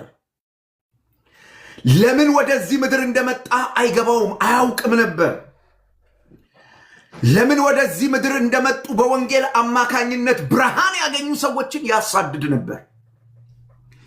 ሊሰብከው የሚገባውን ወንጌል ይቃወም ነበር። እግዚአብሔር ግን ለአሕዛብ ወንጌል እንዲሰብክ ከዘላለም ዘመን በፊት ጳውሎስ ከመወለዱ ከመፈጠሩ በፊት እግዚአብሔር ፕሮግራም አድርጓል። ወንድሜ ወንጌል ሲያገኝህ ህይወትህ ዓላማ ይኖረዋል። በዚህ ምድር ላይ ለምን እንደምትኖር አንተ ታውቃል። በቅርብ ቀን አንድ ወዳጄ ሁርለታ ነው፣ ሩቅ አይደለም፣ አንድ ነገር ነገረኝ። አንድ ወጣት ልጅ እዚህ እኛ የምንኖርበት አገር አሁን ታውቃላችሁ፣ እግረ መንገዱ እንደ ማስታወቂያ ይሆናችኋል። ኤአይ የሚባል ይሄ አርቲፊሻል ኢንተለጀንስ የሚባል ቴክኖሎጂ አሁን ሚዲያውን ሁሉ ወሮታል። መዝሙሮች ሁሉ በእሱ አማካኝነት ወደ ሌላ ቋንቋ እየተለወጡ እየተለቀቁ ነው። እና ልጁ በቃ ቻት ጂቢቲ ላይ ገባና ምድር ላይ መኖር አስጠላኝ፣ ሰለቸኝ፣ ፍረስትሬት አድርጌያለሁ አለው። ከዛ ያ ቻት ጂቢቲ ያወራው ጀመር፣ ኤአዩ ምክር ይሰጠው ጀመር። እዴ ምን አስጨነቀህ? እዚህ ምድር ላይ ሌላ ዓለም አለ እኮ ለምን አትሄድም አለው። ለ2 ሰዓት ዲስከስ አደረገ ከእንትኑ ጋር ከኤአዩ ጋር። እግረ መንገዳችሁን የማታውቁትን ይህንን ቴክኖሎጂ እንትን የምትሉ ሰዎች ጂኒ እንዳይጫወትባቸው ጠንቀቁ። ለ2 ሰዓት ካወራ በኋላ እንዴት ራሱን እንደሚያጠፋ ሲያማክረው ቆየና አርገው ቶሎ በል አሁን ሲለው ልጁ ራሱን በጥይት ጓ አርጎ ሞተ። ያኛውን ዓለም ብሎ አጓግቶት ያለ ክርስቶስ ብራዘር፣ ያለ ክርስቶስ ያኛው ዓለም ሲኦል ነው፣ ገሃነም ነው፣ ጥፋት ነው። ለምንድን ነው ይሄ ልጅ እንደዚህ የሆነው ካልከኝ እዚህ ምድር ላይ የሚኖርለትን ጉዳይ አያውቀውም ነበር። ጳውሎስም ልክ እንደዚህ ነበር። እዚህ ምድር ላይ የሚኖርለትን ነገር አያውቀውም ነበር። ላልተፈጠረለት ዓላማ ይኖር ነበር። ላልተፈጠረለት አጀንዳ ይኖር ነበረ። ወንድሜና እህቴ ለምን እየኖራችሁ ነው? ዛሬ ለምን እየኖራችሁ ነው? ወንጌል ሕይወታችሁን ካልነካው በስተቀር ሕይወታችሁ ፐርፐዝ አይኖረውም፣ ዓላማ አይኖረውም። ዝም ብላችሁ መድከም ነው የሚሆነው። ሐዋርያው ቅዱስ ጳውሎስ የወንጌል ሰባኪ ለመሆን የተጠራው ከዘላለም በእግዚአብሔር ነው። ስለዚህ ለምንድን ነው ጳውሎስ የሰበከው ያላችሁ እንደሆነ የወንጌል ስብከት ጥሪ የጳውሎስ ምርጫ ሳይሆን የእግዚአብሔር ሉዓላዊ ሥራ ስለሆነ ነው። ወንጌልን እንድትሰብኩ እግዚአብሔር በሕይወታችሁ ጥሪ አስቀምጦ ስለ ወንጌል የምትኖሩ ሰዎች ዛሬ ደጋፊም ባይኖራችሁ በዚህ ተጽናኑ። አንዳንድ ሰዎች ሊጠይቋችሁ ይችላሉ። ዝም አትልም ወይ? ለምን ወንጌል ትሰብካለህ? ለምን ጭጭ አትልም ይላሉ። እንዴት ጭጭ ይባላል? ሐዋርያው ጳውሎስ ጭጭ በል ስትሉት እኔ ምን ላድርግ ይላችኋል። ከዘላለም ዘመን በፊት ለዚህ ጉዳይ ያቀደኝ፣ ለዚህ ዲዛይን ያደረገኝ፣ ለዚህ የቀረጸኝ ይሄንን የህይወቴ ፕሮግራም ይሄ ነው። ዘመዶቼ አንዳንድ ኮምፒውተሮች የራሳቸው ፕሮግራም አላቸው፣ ሌላ ነገር አይቀበሉ። ያድናል የአብ ልጅ ለወንጌል ሰባኪነት እግዚአብሔር ከዘላለም ዘመን በፊት ፕሮግራም ያረጋቸው ሰዎች ከወንጌል ውጭ ሌላ ነገር ሊሆኑ አይችሉም። ፖለቲከኛ ልታረጓቸው አትችሉ፣ ነጋዴ ልታረጓቸው አትችሉ፣ ምንም ልታረጓቸው አትችሉም። አይሆኑም። እንሆንም ቢሉ አይሆንም። አንዳንድ ሰዎች ካላችሁ ምናልባት በቃ በወንጌል ምክንያት ብዙ ነገር ስለደረሰባችሁ ፍረስትሬት አድርጋችሁ እንትን ብሞክር የምትሉ ህይወት በሙከራ አይደለም። በህይወታችሁ የተቀመጠ የወንጌል ጥሪ የእግዚአብሔር ሉዓላዊ ሥራ ነው፣ የእናንተ ምርጫ አይደለም። ጳውሎስ ለወንጌል መጠራቱን በተመለከተ ስለ እግዚአብሔር ሉዓላዊ አሰራር እንዲህ ብሎ ይናገራል። ከመወለዴ በፊት በእናቴ ማኅፀን ሳለሁ ይላል። እግዚአብሔር ለራሱ ወንጌል ለአገልግሎት ለየኝ ይላል። ክብር ለኢየሱስ ይሁን። ለሰው ወንጌል አልተለየም ጳውሎስ። ታዲያ ለእግዚአብሔር ወንጌል የት? በእናቱ ማኅፀን ሳለ። እንዴት? በጸጋው። ጳውሎስ ብቁ ነበር ለወንጌል አገልግሎት? አልነበረም። ብቁ ናቸው፣ 4 አይን ናቸው፣ 6 አይን ናቸው የሚባል ነገር የለም ብራዘር። የእግዚአብሔርን እውነት የምንናገረው የእግዚአብሔርን እውነት የምናስተምረው ስፔሻል ሰዎች ስለሆነን ሳይሆን ከጸጋው የተነሳ ከጸጋው የተነሳ ነው። ራሳችሁን በቃ የሆነ መግነጢሳዊ ኃይል እንዳለው ሰው የምታስቡ አገልጋዮች ካላችሁ ረገብ በሉ ዘመዶች። የተቀባው ነው እግዚአብሔር ሰው መሆን ኦፍ ጎድ ምናምን የምትሉ ሰዎች መሬት እርገጡ። ዩ አር ናት ስፔሻል። እያስተማርክ ከሆነ ከጸጋው የተነሳ፣ ወንጌል እየሰበክ ከሆነ ከጸጋው የተነሳ፣ በጸጋው ለየኝ ይላል። በጸጋው ለየኝ። የእግዚአብሔር ጸጋ ሲለይህ ስለ ክርስቶስ ወንጌል እንድትሰብክ ነው የሚለይህ፣ ለሌላ ጉዳይ ለይህ።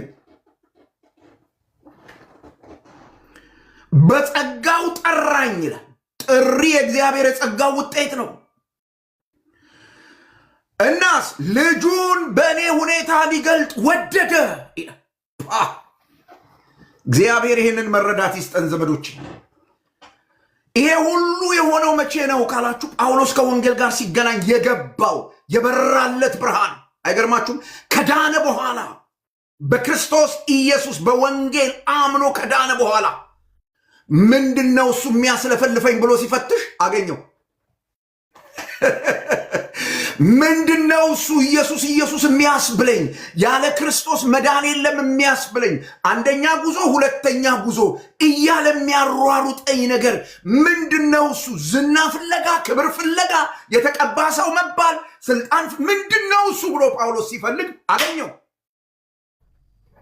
ከዘላለም ዘመን በፊት ሉዓላዊው እግዚአብሔር፣ ማንም የማያዘው እግዚአብሔር፣ በፈቃዱ ምክር ሁሉን የሚሰራ እግዚአብሔር ሰዎች መዓት ጉድፍ ሊያወጡለት የሚችሉትን ጳውሎስን፣ መዓት እንከን ሊያወጡለት የሚችሉትን ጳውሎስን ለእኔ ወንጌል አለ እግዚአብሔር፣ የኔን ወንጌል እንዲሰብክ ልጄን በሱ ሁኔታ ለመግለጥ ምክንያት ጸጋው። አረ ጸጋው በሉኝ። አቤት አቤት አቤት አቤት አቤት አቤት የእግዚአብሔር ጸጋ። ጸጋው ጳውሎስ እኮ ነው የሚለው። አየው ወንጌል፣ የእግዚአብሔር ወንጌል ሲያገኝህ እዚህ ምድር ላይ የመጣህበትን እግዚአብሔር ከዘላለም ዘመን በፊት በአንተ ህይወት ውስጥ ሊያደርገው ፕሮግራም ያደረገውን ነገር ታገኛለህ።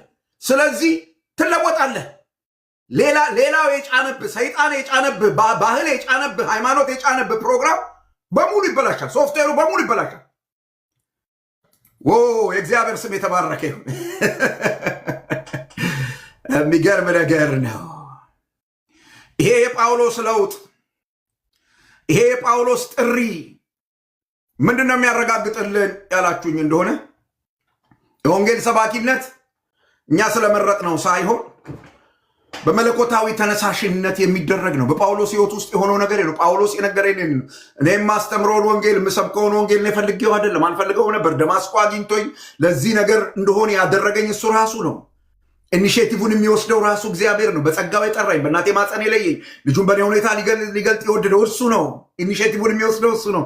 አይ አም ናት ስፔሻል። በጸጋው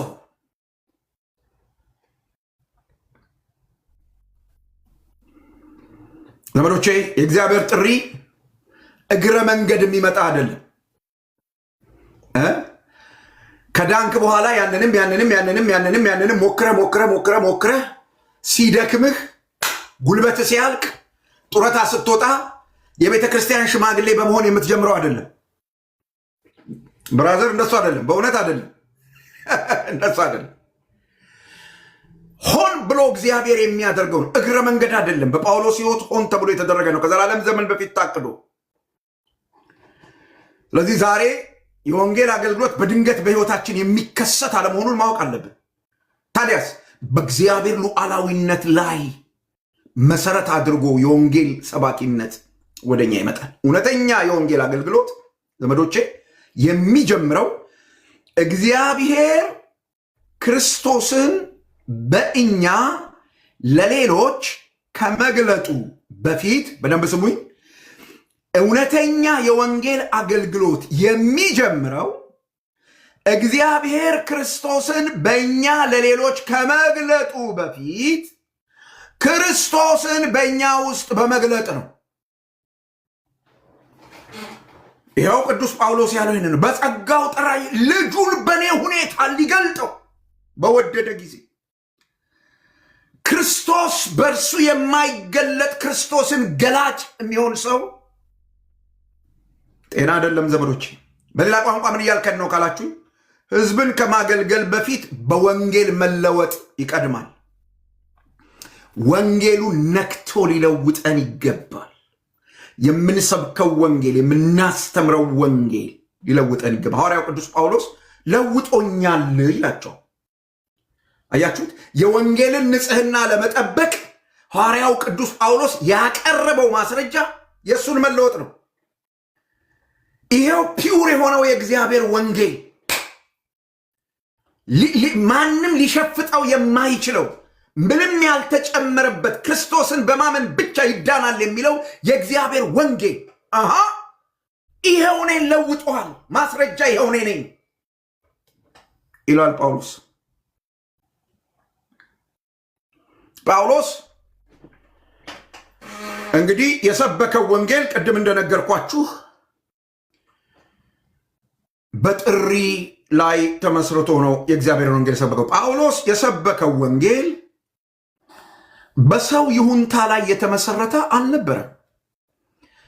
ይሄንን ሐዋርያው ቅዱስ ጳውሎስ ቁጥር 17 እስከ 19 በቀም አድርጎ አስቀምጧል። እንደዚህ ነው ይልና ከዛ ቀጥሎ እንዲህ ብሎ ይናገራል ጳውሎስ ይህንን ለማስረዳት ወደ ኢየሩሳሌም ወንጌል ለመስበክ አልሄድኩም ይላል። ወይም ወንጌል ለማሳየት አልሄድኩም ይላል። ወይም ወንጌልን ለመስበክ ፈቃድ ለመጠየቅ አልሄድኩም። መስበክ ፈቃድ ለመጠየቅ አልሄድኩም። መስበክ ፈቃድ ለመጠየቅ አልሄድኩም ይላል ሐዋርያው ቅዱስ ጳውሎስ። ለ3 ዓመት ጳውሎስ ለ3 ዓመት የቆየበት ቦታ አለው። ተመልከቱ የእግዚአብሔር ቃል እንደሚል ከዚያ ወዲያ ማነው ቁጥር 17 ከስጋና ከደም ጋር አልተማከርኩም በኋላ ከኔ በፊት ሐዋርያት ወደ ነበሩት ወደ ኢየሩሳሌም አልወጣሁም ልስበክ አልስበክ ብዬ። ለምን? እንደ ህይወቴን ለውጦታል። እኔ ሌላ የሰው ማስረጃ ምን ያስፈልገኛል? እንደ ወንጌሉን የሆነ ላይ ያየሁት ነው ምን ያስፈልገኛል? ስለዚህ በዚህ ጉዳይ ወደዛ አልወጣሁም። ወደ ሐዋርያቱ አልሄድኩም። ወደ ኢየሩሳሌም አልሄድኩም። ነገር ግን ወደ አረብ ሀገር ሄድኩ ይላል እና በዚያ ለ3 ዓመት እንደቆየ ይናገራል።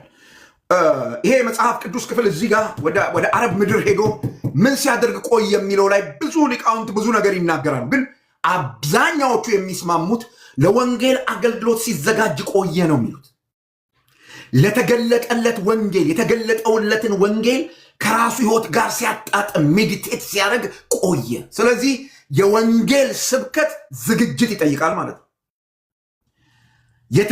የተገለጠልንን ወንጌል ለመስበክ የተገለጠልንን ወንጌል ለሌሎች ለማድረስ የሰዎች ይሁንታ ሳይሆን የሚያስፈልገን ከወንጌሉ ጋር መጣጣም ወይም ከወንጌሉ ጋር የምንገናኝበት ወንጌሉን የምናሰላስልበት ወንጌሉ ወደ ህይወታችን ሰርጎ የሚገባበት ጊዜ ያስፈልገናል ማለት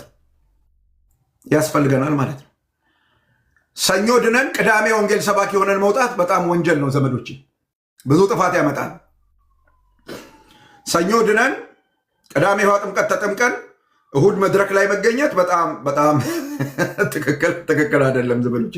በጣም ሐዋርያው ቅዱስ ጳውሎስ ለመስበክ ይላል ፈቃድ ለመጠየቅ ሐዋርያቱ ጋር ሄድኩ። ከዛ ይልቅ አረብ ምድር ሄድኩኝ። ከዛ ከ3 ዓመት ቆይታ በኋላ ወደ ኢየሩሳሌም ሄድኩ ይላል ጳውሎስ። ከሐዋርያቱ ምንም እንዳልተቀበለ እንዳላስተማሩት እንዳላሰለጠኑት ማስረጃ እየሰጠን ያለ በደንብ አድርጋችሁ ስሙ። ወደ ኢየሩሳሌም ሄድኩ። እዛ ሄጄ ጴጥሮስን ለ15 ቀን ብቻ ነው ያገኘሁት። ከጴጥሮስ ጋር ተገናኝተን ያሳለፍነው ጊዜ 15 ቀን ብቻ ነው። ከጴጥሮስ ጋር አብሬ ባሳለፍኩበት ጊዜ ያዕቆብን ብቻ ነው ያየው። ሌሎች ሐዋርያት አልነበሩም፣ አላገኘኋቸውም፣ አላየኋቸውም፣ የሉም ይላል። ምን ማለት ነው ያላችሁ እንደሆነ እየሰበኩት ያለሁት ወንጌል የሁለተኛ ወገን እጅ የለበትም። እንደተገለጠልኝ ነው ያለው። የሁለተኛ ወገን እጅ የለበትም። እነዚህ ሐሰት አስተማሪዎችስ ይዘውት የመጡት የሁለተኛ ሰው እጅ አለበት። ክርስቶስ ከዛ ሲደመር ከየት አመጡት? ከአይሁድ መምህራን የለበትም። የትኛው ሐዋርያ ጴጥሮስን ጳውሎስን አላሰለጠነውም፣ አላስተማረው። ነገር ግን ወንጌሉን ክርስቶስ ራሱ ገልጦለታል ዘመዶች። ስለዚህ ከዚህ ከሐዋርያው ቅዱስ ጳውሎስ የህይወት ስርዓት ምን እንማር ብለን ብንጠይቅ እግዚአብሔር እኛ እንድናደርግለት ለጠራን ጥሪ ቲፎዞ ፍለጋ መንከራተት የለብንም። ቲፎዞ ፍለጋ፣ የሰው ፈቃድ ፍለጋ ምንም አያስፈልገንም። መሰልጠን መማር ጠቃሚ ነው፣ ክፉ አይደለም። ጥሪ ግን ከእግዚአብሔር ዘንድ ነው። ስለዚህ መታዘዝ ነው። የጠራህን ጳውሎስ ይህንን ያደረገው የጠራውን ታዘዘው። አያችሁ፣ በጳውሎስ ሕይወት ውስጥ ወንጌሉ ለእግዚአብሔር ጥሪ መታዘዝን አምጥቶ ነበር። እውነተኛው ወንጌል ጳውሎስ የወንጌልን ንጽሕና ለመጠበቅ ጥሪውንም ማስረጃ አድርጎ ያቀርባል። በመጨረሻ ማነሳው ጳውሎስ የሰበከው ወንጌል እግዚአብሔርን የሚያከብር ሕይወት ይፈጥራል። ለጳውሎስ የተገለጠው ጳውሎስ የሰበከው ወንጌል ቁጥር 20 እና 24 ላይ የምታገኙት እግዚአብሔር የሚከብርበትን ሕይወት ይፈጥራል። ቅዱስ ጳውሎስ ለነ ገላትያ ሰዎች ሲጽፍላቸው አንድ ነገር አድርጓል። ስለዚህ ስለሚጽፍላቸው እስካሁን ስላወራሁት እውነት ቀጥሎም ከምዕራፍ 2 በኋላ ስለሚያወራው እውነት አንድ ነገር ይነግራቸዋል። ሐዋርያው ቅዱስ ጳውሎስ እየተከላከለለት እየመከተው ንጽሕናውን እየጠበቀለት ስላለው ወንጌል እርግጠኞች እንዲሆኑ እንደዚህ ይላቸዋል። ስለዚህ ስለምጽፍላችሁ ነገር በእግዚአብሔር ፊት አልዋሽም። ስለ ሰው ግድ የለኝም፣ በእግዚአብሔር ፊት ግን አልዋሽም። ምን ማለቱ ነው? ወንጌሉ ተገልጦልኛል፣ ወንጌሉ ለውጦኛል፣ ለወንጌሉ ተጠርቻለሁ ነው እያለ ያለ። የሰማችሁ ነው። አልዋሻችሁም፣ እግዚአብሔር ምስክሬ ነው ይላችኋል ቁጥር ያለ። ከዛ በኋላ የሄደበትን መስመር ይነግራችኋል። ከኢየሩሳሌም ርቆ በሶሪያና በኪልቅያ አካባቢ ሄዶ ማገልገሉን ያወራል። ከዚያ ቀጥሎ ቁጥር 22 ላይ ደግሞ እንደዚህ ብሎ ይነግራቸዋል። የይሁዳ አብያተ ክርስቲያናት እሱን ፊቱን አይተውት እንደማያውቁ አግኝተውት እንደማያውቁ እሱን ይናገራል። ቁጥር 23 ላይ ስለ ጳውሎስ እንደሰሙ ይነግራቸዋል። ስለ ጳውሎስ የሰሙት ምንድን ነው? እሱ መዳኑን ስለ ጳውሎስ የሰሙት መዳኑን እንደሆነ ያረጋገጠላቸው እንደዚህ ብለው ተናገሩ ብሎ ነው ጳውሎስ። እነርሱን ያሳድድ የነበረው እርሱ አሁን ግን ሊያጠፋው የሞከረውን እምነት እየሰበከው ነው ብለው አግራሞት ሞላባቸው። አይገርምም? እኛን ሲያሳድድ የነበረ ሰውዬ፣ እኛን ሲቃወም የነበረ ሰውዬ አሁን እሱ ዋነኛው ሰባኪ ከሆነ ብለው ይገረሙ ነበር። በመገረም ብቻ አልቆሙም። የጳውሎስን ሕይወት ወንጌል ስለነካው እነዚህን ሁሉ እውነቶች ያነሳና አንድ ነገር ይነግራቸዋል። በዚህ ምክንያት እግዚአብሔርን አከበሩ ይላል። ወንድሜ፣ በአንተ ምክንያት በሰፈር እግዚአብሔር ምን እየተባለ ነው? በእኔ ምክንያት ምን እየተባለ ነው? በአንቺ ምክንያት ምን እየተባለ ነው? ቁጥር 24 ተመልከቱ ምን እንደሚል። ስለ እኔም እግዚአብሔርን ያከብሩ ነበር ይላል። ስለ እኔም እግዚአብሔርን ያከብሩ ነበር ይላል። ጳውሎስ የሰበከው ወንጌል ለእግዚአብሔር ክብር የሆነ ሕይወት እንድንኖር ያስችለናል። ሰዎች በእኛ ምክንያት እግዚአብሔርን እንዲያከብሩ፣ ሰዎች በእኛ ምክንያት ለእግዚአብሔር ክብር እንዲያመጡ፣ ይገርማል ተለወጠ እኮ እንዲሉ ማለት ነው። በእውነተኛ ወንጌል መነካት እና የእውነተኛ ወንጌል አገልግሎት ምን ይፈጥራል ካላችሁ፣ ሰዎች በእኛ ምክንያት እግዚአብሔርን እንዲያከብሩት ያደርጋቸው እንጂ እኛን እንዲያከብሩ አያረጋቸው። ልብ በሉ ዘመዶች፣ እውነተኛ ወንጌል ሲነካን፣ በእውነተኛ ወንጌል ስንለወጥ፣ እውነተኛውን ወንጌል ማገልገል ስንጀምር ሰዎች በእኛ ምክንያት እግዚአብሔርን ያከብራሉ እንጂ እኛን አያከብሩም። የእኛን ስም እንደ ዓላማ ሰንደቅ ይዘውት አይሮጡም። እንደሱ አይደለም የሚሆነው። በጳውሎስ ሕይወት እሱ አልሆነም። ወንጌል ሲበረዝ ነው እንደሱ አይነት ነገር የሚመጣው። በወንጌሉ ላይ የሆነ ነገር ሲጨመር ነው። ንጹሕ ወንጌል ከሆነ የሚያጎላው ኢየሱስ ክርስቶስን ብቻ ነው።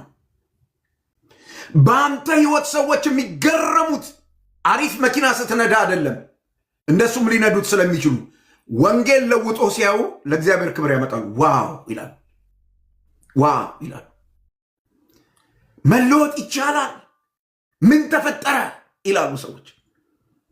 በጳውሎስ ሕይወት የሆነው ነገር ይሄ ነበረ ዘመዶች። የተለወጠ ሕይወት ከምንሰብከው ታላቅ ስብከት የላቀ ነው ዘመዶች። ደግሜ ልንገራችሁ ይችን ቃል፣ የተለወጠ ሕይወት መኖር ከምንሰብከው ታላቅ ስብከት ይልቅ የላቀ ነው፣ ከፍ ያለ ነው። ሰዎች ዲናይ ሊያደርጉት አይችሉም። በጳውሎስ ሕይወት የሆነው ነገር ይህ ነው። በኢየሩሳሌም በይሁዳ አካባቢ የነበሩ ሰዎች ተገረሙ። ዋት እግዚአብሔር ይሄን ሰው ለወጠው፣ ይገርማል። የወንጌል ምስክር እስኪሆን ድረስ ጳውሎስ የተመሰከረለት ጠላ መጠጣት አቁሞ ኮካኮላ ስለጀመረ አይደለም። ልጁን እግዚአብሔር በሱ ሁኔታ ገልጦ ወንጌል የሚሄድበት የወንጌል እግር ስለሆነ ነው። ብራዘር እናጠቃል። እንግዲህ ሐዋርያው ቅዱስ ጳውሎስ በዚህ በገላትያ መጽሐፍ ምዕራፍ 1 ላይ የወንጌልን ንጽሕና ለመጠበቅ በሁለት ዋና ነገሮች ላይ ሙግቱ እንዲያጠነጥን ያደርጋል። ቨሪ ሪማርከብል።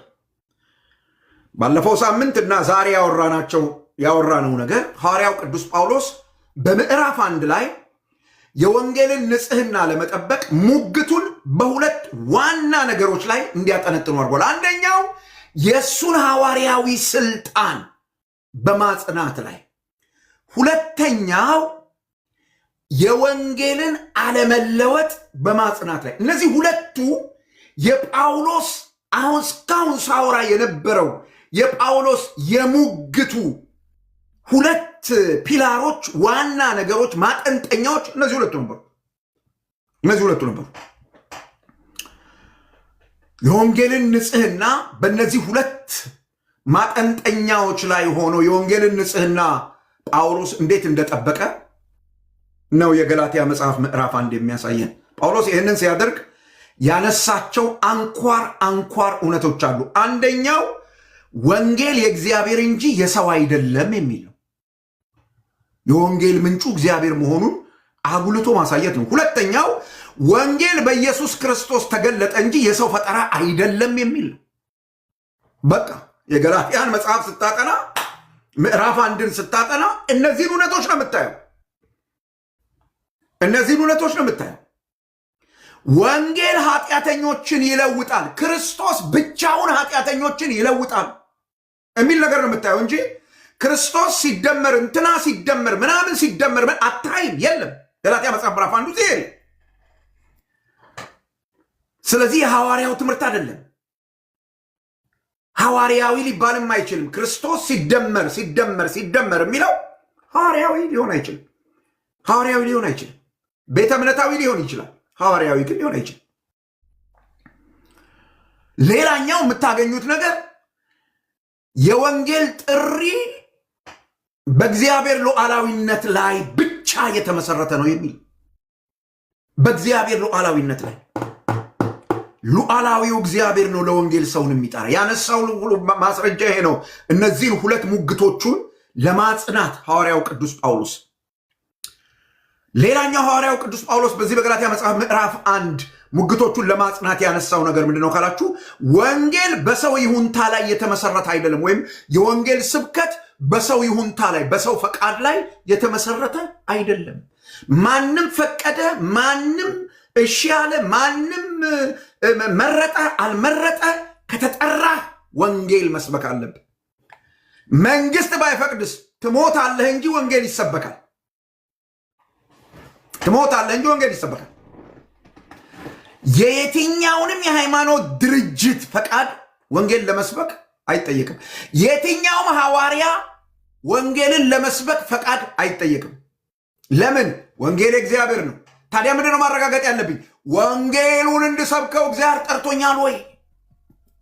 ያነሳው ጳውሎስ ሄድን ነው። የማንም ይሁንታ አያስፈልገው። በመጨረሻ ጳውሎስ ያነሳው ነገር ወንጌል፣ እውነተኛው ወንጌል እግዚአብሔርን የሚያከብር ህይወት ይፈጥራል ብሎ ነው የነገረው። እንግዲህ የወንጌልን ንጽህና ለመጠበቅ ሐዋርያው ቅዱስ ጳውሎስ በገላትያ መጽሐፍ ምዕራፍ 1 ላይ የሙግቶቹ ዋነኛ ማጠንጠኛዎች የእርሱን ሐዋርያዊ ስልጣንና የወንጌል አለመለወጥ ነው። እነዚህ ሁለቱ ነገሮች ዋነኛ ፒላሮች ናቸው። አሁን የዘረዘርኳቸው 6 ወይም 7 የሚያህሉ የሙግት ማስረጃዎች ደግሞ እነዚህን ሁለት ዋና ነገሮች ለማጽናት ያቀረባቸው ማስረጃዎች ናቸው። ገላትያ መጽሐፍ ምዕራፍ 1 ይሄንን ይናገራል።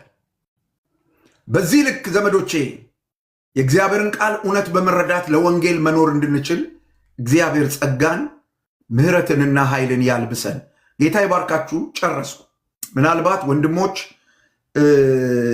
የምትናገሩት ነገር ካለ ልትናገሩ ትችላላችሁ። ነገር ግን እስካሁን ሳወራ በነበረው ነገር ላይ ክላሪቲ ይፈልጋለሁ። ጥያቄ አለ። ጥያቄና ጭቅጭቅን ለዩ። ጥያቄና ሙግትን ለዩ። ጥያቄ ትጠይቃላችሁ፣ መልስ እሰጣለሁ። አበቃ። ሙግት አይደለም፣ እዚህ ጭቅጭቅም አይደለም። ስለዚህ ጥያቄ ልትጠይቁ የምትመጡ ሰዎች ባስተማርኩት ጉዳይ ላይ ብቻ ገላትያ መጽሐፍ ምዕራፍ 1 ቁጥር 6 እስከ 24 ቁጥር በቁጥር በዝርዝር አንስቼ ተናግሬያለሁ። በዚያ ላይ ጥያቄ ያለኝ የሚል ሰው ካለ ይግባ፣ እንነጋገር። ከሌለ በወንጌል እመኑ ወገኖች። ወንጌል ብቻ ይለውጣል። ወንጌል ብቻ ያድናል። በወንጌል ለማመን የምትፈልጉ ወገኖች በእውነት በውስጥ በኩል ብታገኙን፣ ኤርምዬ እንዴት ሊያገኙን እንደሚችሉ ብትነግራቸው ደስ ይለኛል። ያለዚህ ወንጌል መዳን የለም። ያለዚህ ወንጌል መዳን የለም። አንድ ወንጌል ነው ያለው። ያ ወንጌል ኢየሱስ ክርስቶስን በማመን ብቻ ይዳናል የሚል ነው። ጌታ ቢፈቅድና ብንኖር የሚቀጥለው ሳምንት ምዕራፍ 2ን ከዚህ ወንጌል አንጻር እናነሳለን። ሐዋርያው ምዕራፍ 1ና ምዕራፍ 2 ላይ ወንጌልን እየመከተ ስለሆነ ያለው በዚህ አግባብ ለማየት ጥረት እናደርጋለን። ዛሬ አበቃሁ። ኤርምዬ ወደ አንተ መልሻለሁ።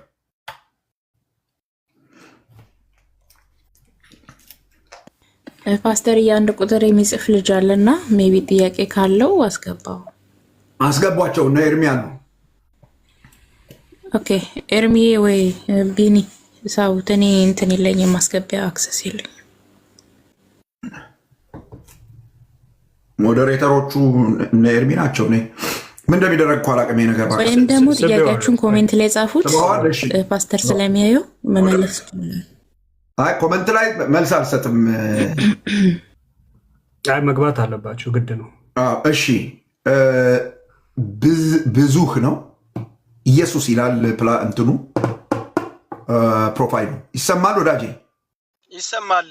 ጥያቄ በ3 ዓመት ውስጥ በሐረብ ሀገር ተቀመጠ ካልን 3 ዓመት ወንጌል አልሰበከም ማለት ነው እዛ ሀገር ላይ?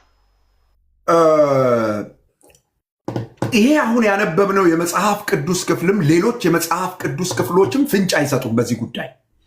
ነገር ግን ብዙ የመጽሐፍ ቅዱስ ተማሪዎች አንድ ቃል ላይ ኢንፈሲስ ይሰጣሉ ኮንቴክስቹዋሊ፣ እዚህ አሁን ያነሳሁት የመጽሐፍ ቅዱስ ክፍል ላይ እሱም ልጁን በእኔ ሁኔታ ሊገልጥ በወደደ ጊዜ የሚለው እና ቅዱስ ጳውሎስ ዝግጅት ነው ያደረገው ነው የሚሉት። አልሰበከም፣ ዝግጅት ነው ያደረገው። መስበኩን ከኢየሩሳሌም መልስ በኋላ የሄደባቸውን ቦታዎች በመጥቀስ ነው የተናገረው። ደማስቆ ማን ነው በአረብ ምድር መስበኩን አልተናገረም ጳውሎስ እና ትንሽ ብለሪ ነው። ብዙዎቹ ግን የሚስማሙት እንደሱ ነው፣ በዚህ አውዳዊ በሆነው የእግዚአብሔር ቃል መሰረት ማለት ነው። እሺ ቴንክ ዩ ዩ ዌልካም ወዳጄ። ለሌላ ሰው ቦታ ትሰጥ ድል ትሰጣለህ ወንድሜ። አውርዱኝ ፕሊዝ ቢኒ አውርደኝ። በጣም ቴንኪው ወንድሜ፣ እግዚአብሔር ይስጥልኝ። አሜን አሜን።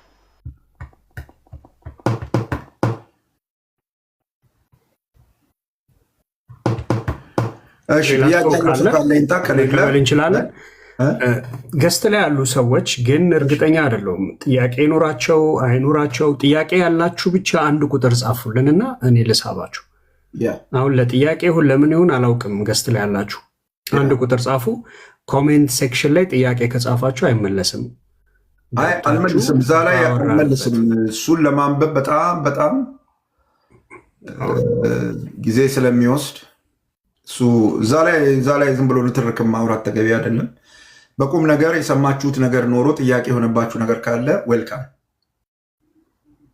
እዚህ እንግዶቹ መካከል እዚህ እንትን ውስጥ ያላችሁ ሰዎችም ልጠይቁ የምትፈልጉት ነገር ካለ አሁን ባወራነው ነገር አቅጣጫ ልጠይቁ ትችላላችሁ። ታሪኩ ያው ለመናገር ሳይሆን አፕሪሺየት ላድርግና ለሌሎቹ ምናልባት ቦታ መልቀቅ እፈልጋለሁ።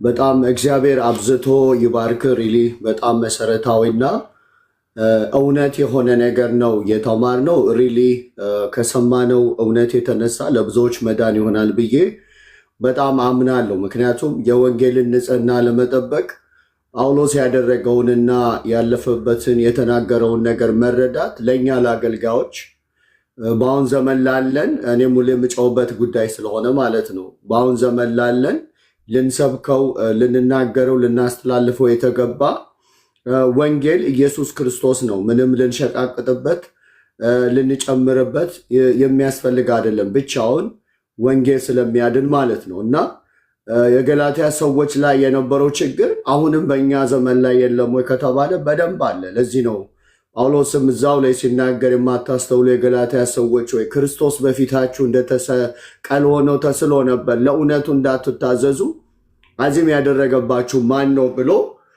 በጣም ትኩረት ሰጥቶ በዚህ ጉዳይ ላይ የተሟገተበትንና የወንጌልን ንጽህና ለመጠበቅ የሄደበት መንገድ እኛም በጣም ትልቅ ትኩረት አድርገን እየሰራንበት ያለ ስለሆነ በዚህ እውነት ላይ ትውልድ ሁሉ ይህንን ማድረግ እንዳለበት መንፈስ ቅዱስ በአንተ አልፎ ተናግሮናል እና ከስርዓት ከወግ ውስጥ ባለፈ ክርስቶስ ኢየሱስ በመስቀል ላይ ተሰቅሎ የሰራው ስራ በጣም መሰረታዊና የሆነ እውነት ነው። ስለዚህ ብዙ ጊዜ አንዳንድ አገልጋዮች የተረገመ ነው የሚለው ትክክለኛ ትርጉሙን በእውነት ዛሬ ስለገለጥከው ብዙ ሰው ያ እውነት ሲገባው በጣም ጥንቃቄ ያደርጋል ብዬ አስባለሁ። ከጸጋው መለየት ከእግዚአብሔር መለየትን የሚያመጣ እንደሆነ በእግዚአብሔር ወንጌል ላይ የሰዎችን ሐሳብ የባህልን እና የሃይማኖትን ተረት ወግን ምናምን ጨምሮ ለመዳን ሰዎችን በዚህ በኩል እንዲያርጉ እያሉ የሚያደርጉት ነገር ትክክለኛ ያልሆነ እንደሆነ በጣም ብዙ በእውነት እያንዳንዷን ነገር ስትናገር ጽፌዋለሁ። በጣም ትልቅ ትኩረት ደግሞ ልናደርግበት የሚገባ ወንጌል እግዚአብሔርን የሚያከብር ህይወት ይፈጥራል። በጣም እግዚአብሔር የሚከብርበትን ህይወት የሚፈጥር ነው። ይህንን በጣም የሚገርመው ሐዋርያው ቅዱስ ጴጥሮስ የተናገረው አንድ ሐሳብ አለ። እሱን ማለት እፈልጋለሁ። ምን አለ? ማንም ሰው የሚናገር ቢሆን እንደ እግዚአብሔር ቃል ይናገር፣ የሚያገለግልም ቢሆን እግዚአብሔር በሚሰጠኝ ኃይል ነው ብሎ ያገልግል። ክብርና ስልጣን እስከ ዘላለም ድረስ ለእርሱ የሚሆነው በኢየሱስ ክርስቶስ በኩል እግዚአብሔር በነገር ሁሉ ይከብር ዘንድ ነው ይላል።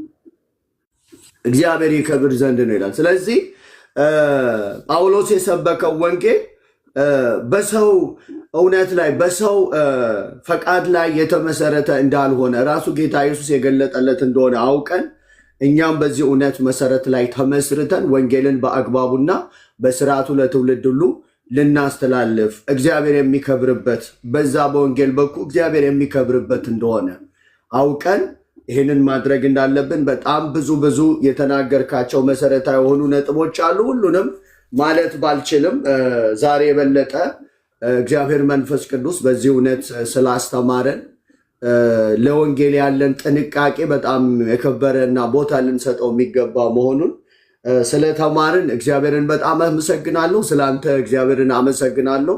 አሁንም በእውነት እግዚአብሔርን ጸጋውን ያብዛልን።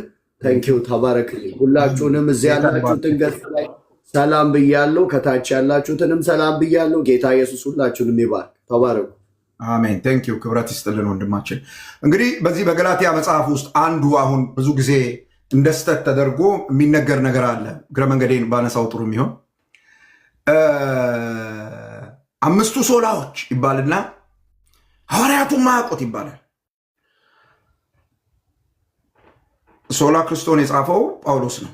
ሉተር ከየትም አላመጣው። ክርስቶስ ብቻ የሉተር ትምህርት ሳይሆን ሉተር ከጳውሎስ የወሰደው ትምህርት ነው። ስለዚህ ሉተር ሐዋርያዊ ነው። ይኸው ጳውሎስ የወንጌልን ንጽህና ለመጠበቅ አንድ ቁጥር የሚጽፉ ሰዎች አሉ። ቢን ያስገባቸው አንድ ቁጥርን ማን ነው? የወንጌልን ንጽህና ለመጠበቅ ያቀረበው ሙግት ይሄ ክርስቶስ ብቻ የሚል ሌላ ቅይጥ አያስፈልግም የሚል የጳውሎስ ሙግት ይሄ ነበር። ስለዚህ ክርስቶስ ብቻ የሚለው ነገር እንደ ስህተት ተደርጎ የሚቀርብበት አግባብ ይህ መጽሐፍ ቅዱሳዊ ነው ማለት ነው። ኦኬ፣ ጥያቄ ያለው ሰው ካለ ይምጣ። ያስገባቸው ነው ግን አይገቡም። ለምን እንደሆነ አንደኛው ፉገራ ይመስለኛል። ቢኒያው ተዋቸው፣ አይቻቸዋለሁ፣ ገብቻ አይቻቸዋለሁ። ተዋቸው። ፓስተርዬ ጌታ እግዚአብሔር ዘመንን ይባርክ። እየሰማን ነበረ በጥሞና ማለት ነው። ጌታ እግዚአብሔር ዘመንን ይባርክ።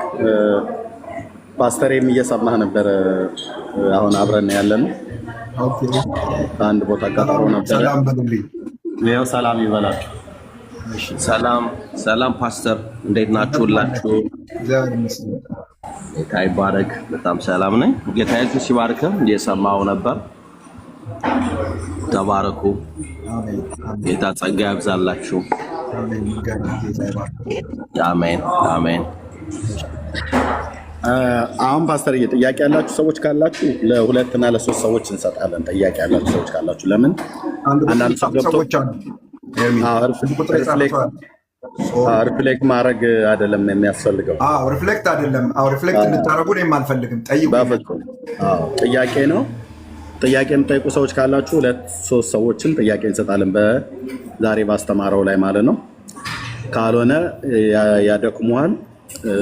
ሌሎች ከፈለጉ እንጨርሳለን። እንደሱን ማድረግ ያለብን። ተባረኩ። ዘግይታችሁ የመጣችሁ ሁላችሁንም ሰላም ብያለሁ። ቅድም ሰላም ያላልኳችሁ እነ ቢኒያን ሰላም የሚል አለ። እንግዲህ ባለቀ ሰዓት የመጣው እንግዳና ጸጋአብ ነው። ሁለት ሰዎች ይታዩኛል። ቢኒዬ አስገባቸው።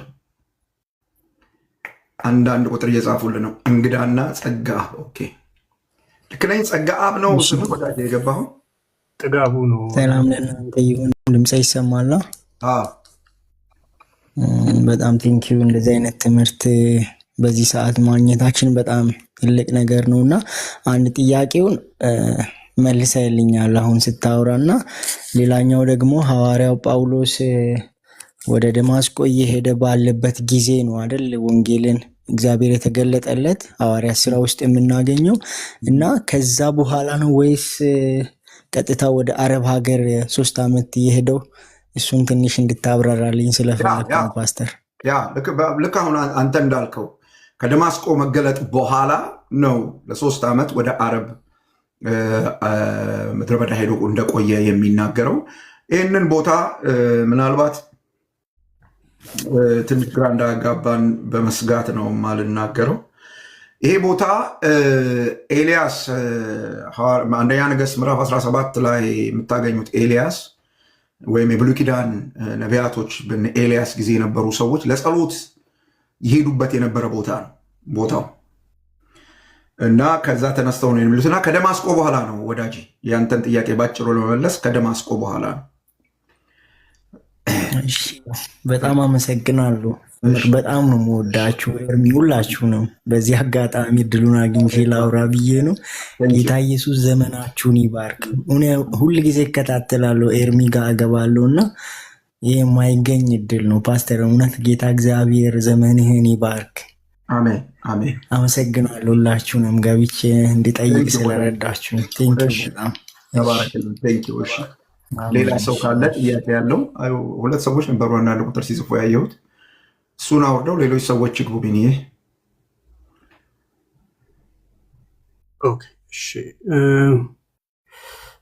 እንግዲህ እሺ፣ ይሄ ቆይ ጥጋቡን የመጨረሻ ነው ማስገባው። እሺ ኔትወርክ አስቸግሮ ካልገባ ግን ያው ወይ በጌታ ፍቅር ልሸኘው ይችላል ወይ አይቶ ኔትወርክ አስቸግሮት እንዳይሆን ምህረት አድርጋት።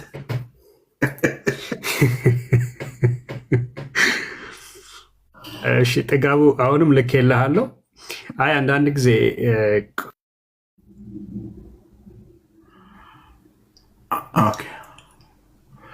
ጥያቄ ያላችሁ ወገኖቼ ካላችሁ አሁን ባስተማርኩት ጉዳይ ላይ መምጣት ትችላላችሁ። አይ ጥጋቡ እየገባ አይደለም። እሺ ገስት ላይ ከላክ ወይ ጥጋቡ ላስገባ ሞክሬያለሁ፣ ልስብህ አልቻልኩም። ገስቱ ላይ 17 ሰዎች ያለው እዛ ገስቱ ጋር ገብታችሁ ያላችሁ ሰዎች ጥያቄ ኖሯችሁ ከሆነ አንድ ቁጥር ጻፉና ቢኒ እንዲያስገባችሁ አድርጉ። 3 ሰዓት ከ15 ደቂቃ ሆኗል። አሁን ረጅም ሰዓት ነው የወሰድነው። ጥያቄ ከሌላችሁ ይበቃል ፓስተር። እሺ በቃ ወንድሞች የምትሉት ነገር ካለ ኤርሚዬ የምትሉት ነገር ካለ በሉና ጨርሱ። እኔ ጨርሻለሁ። እሺ እኔ የምለው በድጋሚ ጌታን እናመሰግናለን። እንዲህ አይነት ጊዜ እንዲበዛልን ነው እኔ ምኞቴ። ከቻልክ በሳምንት 2 ቀን ቢሆንልን ብዬ ሀሳብ ሰጣለሁ። ሌላ ቀን ካለ የምትችልበት ማጥጣት ካለ አይቴ በቤተክርስቲያንም አገልግሎት አለ። ግን ከሆነም ይሄንኑ መቀጠል እንችላለን በሳምንት 1 ቀን። ለጊዜው በዚህ ትንሽ እንቆይና ትንሽ እንቆይ። በዚህ ያሉንን ነገሮች ለማመቻቸት ጊዜ እፈልጋለሁ። ያ ተባረኩ። በእኔ ሐሙስ ነው፣ በኢትዮጵያ ምሽት ግን ሁሌ ከ2 ሰዓት ጀምሮ ሮብ ማለት ነው። በአሜሪካ ደግሞ አፍተር ኑን ላይ ነው ያለው፣ በፓስተር ኢስት ኮስት ላይ ባለው። በቃ እዚህ መጽሐፍትን እንማር። እዚህ ቤት አለን። ይሄ ፕሮግራም በቃ ፓስተር እስከዚህ ድረስ ነው የምወስደው፣ ከዚህ በኋላ አልችልም ብሎ እስኪል ድረስ እንቀጥላለን። እዚህ ጥሩ ሰሚዎች እና የሰማኑን ደግሞ የምናሰላስልም ህይወታችንም ላይ አፕላይ ለማድረግ ለአገልግሎታችንም ለህይወታችንም የሚጠቅም ነው። ለሌላውንም ትውልድ ለማገልገል ራሳችንም ለመገልገል እጅግ የምንጠቀምበት ነገር ነው እና ተባረክ ፓስተር፣ እየጸጋ ይብዛልህ። ላልሰሙ ሰዎች በሌላ ጊዜ እንዲመጡ ሼር በማድረግ ቋሚ ነው የምናደርገው እና ይሄን እናደርግላለሁ። ተባረኩ፣ ጸጋ ይብዛላችሁ። ወገኖችም እንደዚሁ የምትሉት ካለ አጠር አድርጉና አንዳንዴ አገልግሎት ይደክማል። ሰው ካገለገለ በኋላ ማረፍ አለበት ምናምን ነገር። እድሉን ለሌሎች ልስጥ እና ፓስተር እዚህ ጋር እናብቃ። ተባረክ፣ ጸጋ ይብዛልህ። አሜን። ወንድሞች የምትሉት ካለ ኒና፣ ቢኒ ምናምን ነገር፣ ዳጊ፣ ብሩኬ፣ መሲ። እሺ አይ በቃ ፓስተር ወይ ወንድሜ በቃ ሌትስ ራፕ አፕ እናድርገው። ግን በቃ ሜሴጁ መቼም አይቀየርም አይደል? የፈለገ መጽሐፍ ስናጠና ገላትያንን ሜሴጁ አንድና አንድ ነው። መዳን በክርስቶስ ብቻ ነው የሚል ሴንትራል ሀሳቡ ነው። ከሱ ውጭ ያሉ ሌላ ትምህርቶችን ሁሉ ጳውሎስ ዲፌንድ ክርስቶስ ትምህርት የሉተር ትምህርት አፈጠረው።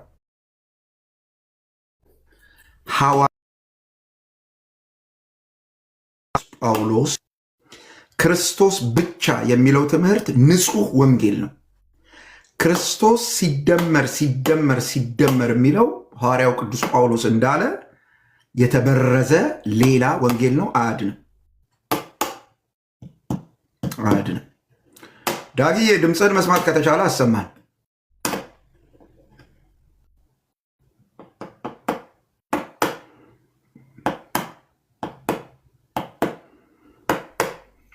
አሜን። እንደዚህ ከሆነ አይችልም ማለት ነው። እንደዚህ ከሆነ አይችልም። ፓስተር ይቅርታ፣ ሰላም እንዴት ናችሁ ብያለሁ። ከልጆች ጋር ስላለው ነው። በጣም እግዚአብሔር አብስቶ ይባርክ ፓስተር። በእውነት በጣም የናፈቀኝ የፓስተር ታሪኩን ነበረ ያስታወስከኝ። በጣም ከልጅነት ጀምሮ መወደው ማከብረውን በጣም ጌታ አብስቶ ይባርክ። ሁላችሁም ሰላም ብያለሁ። አሜን አሜን። ፓስተርዬ፣ ኤርሚዬ፣ መስዬ፣ ብሩክዬ፣ ኒናዬ፣ የጠፋ ወንድማችን ቢኒዬ፣ ታች ያላችሁ ሁሉ ሰላም ብያለሁ። ተባረኩ። እግዚአብሔር አክብራችሁ። አሜን።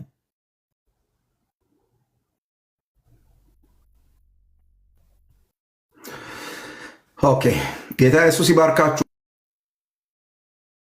እንግዲህ ጌታ ጸጋና ሰላም ከሁላችሁ ጋር ይሁን። ሼር በማድረግ ታብታብ በማድረግ ያገለገላችሁን ወገኖች፣ ለሌሎች መልእክቱን እንዲደርስ ያደረጋችሁ ሁሉ እግዚአብሔር ይባርካችሁ። ገስቱ ውስጥ በመቀመጥ እና ይህን ስራ በመስራት ያገለገላችሁ ወንድሞች ሁሉ እግዚአብሔር አምላክ ዘመናችሁን ይባርክ። ጌታ ቢፈቅድና ብንኖር ምዕራፍ 2ን የሚቀጥለው ሳምንት እናነሳለን እና እንቀጥላለን። አብረን እንማር። ጸልዩልኝ። ለእኔም እግዚአብሔር ይባርካችሁ። ሻሎም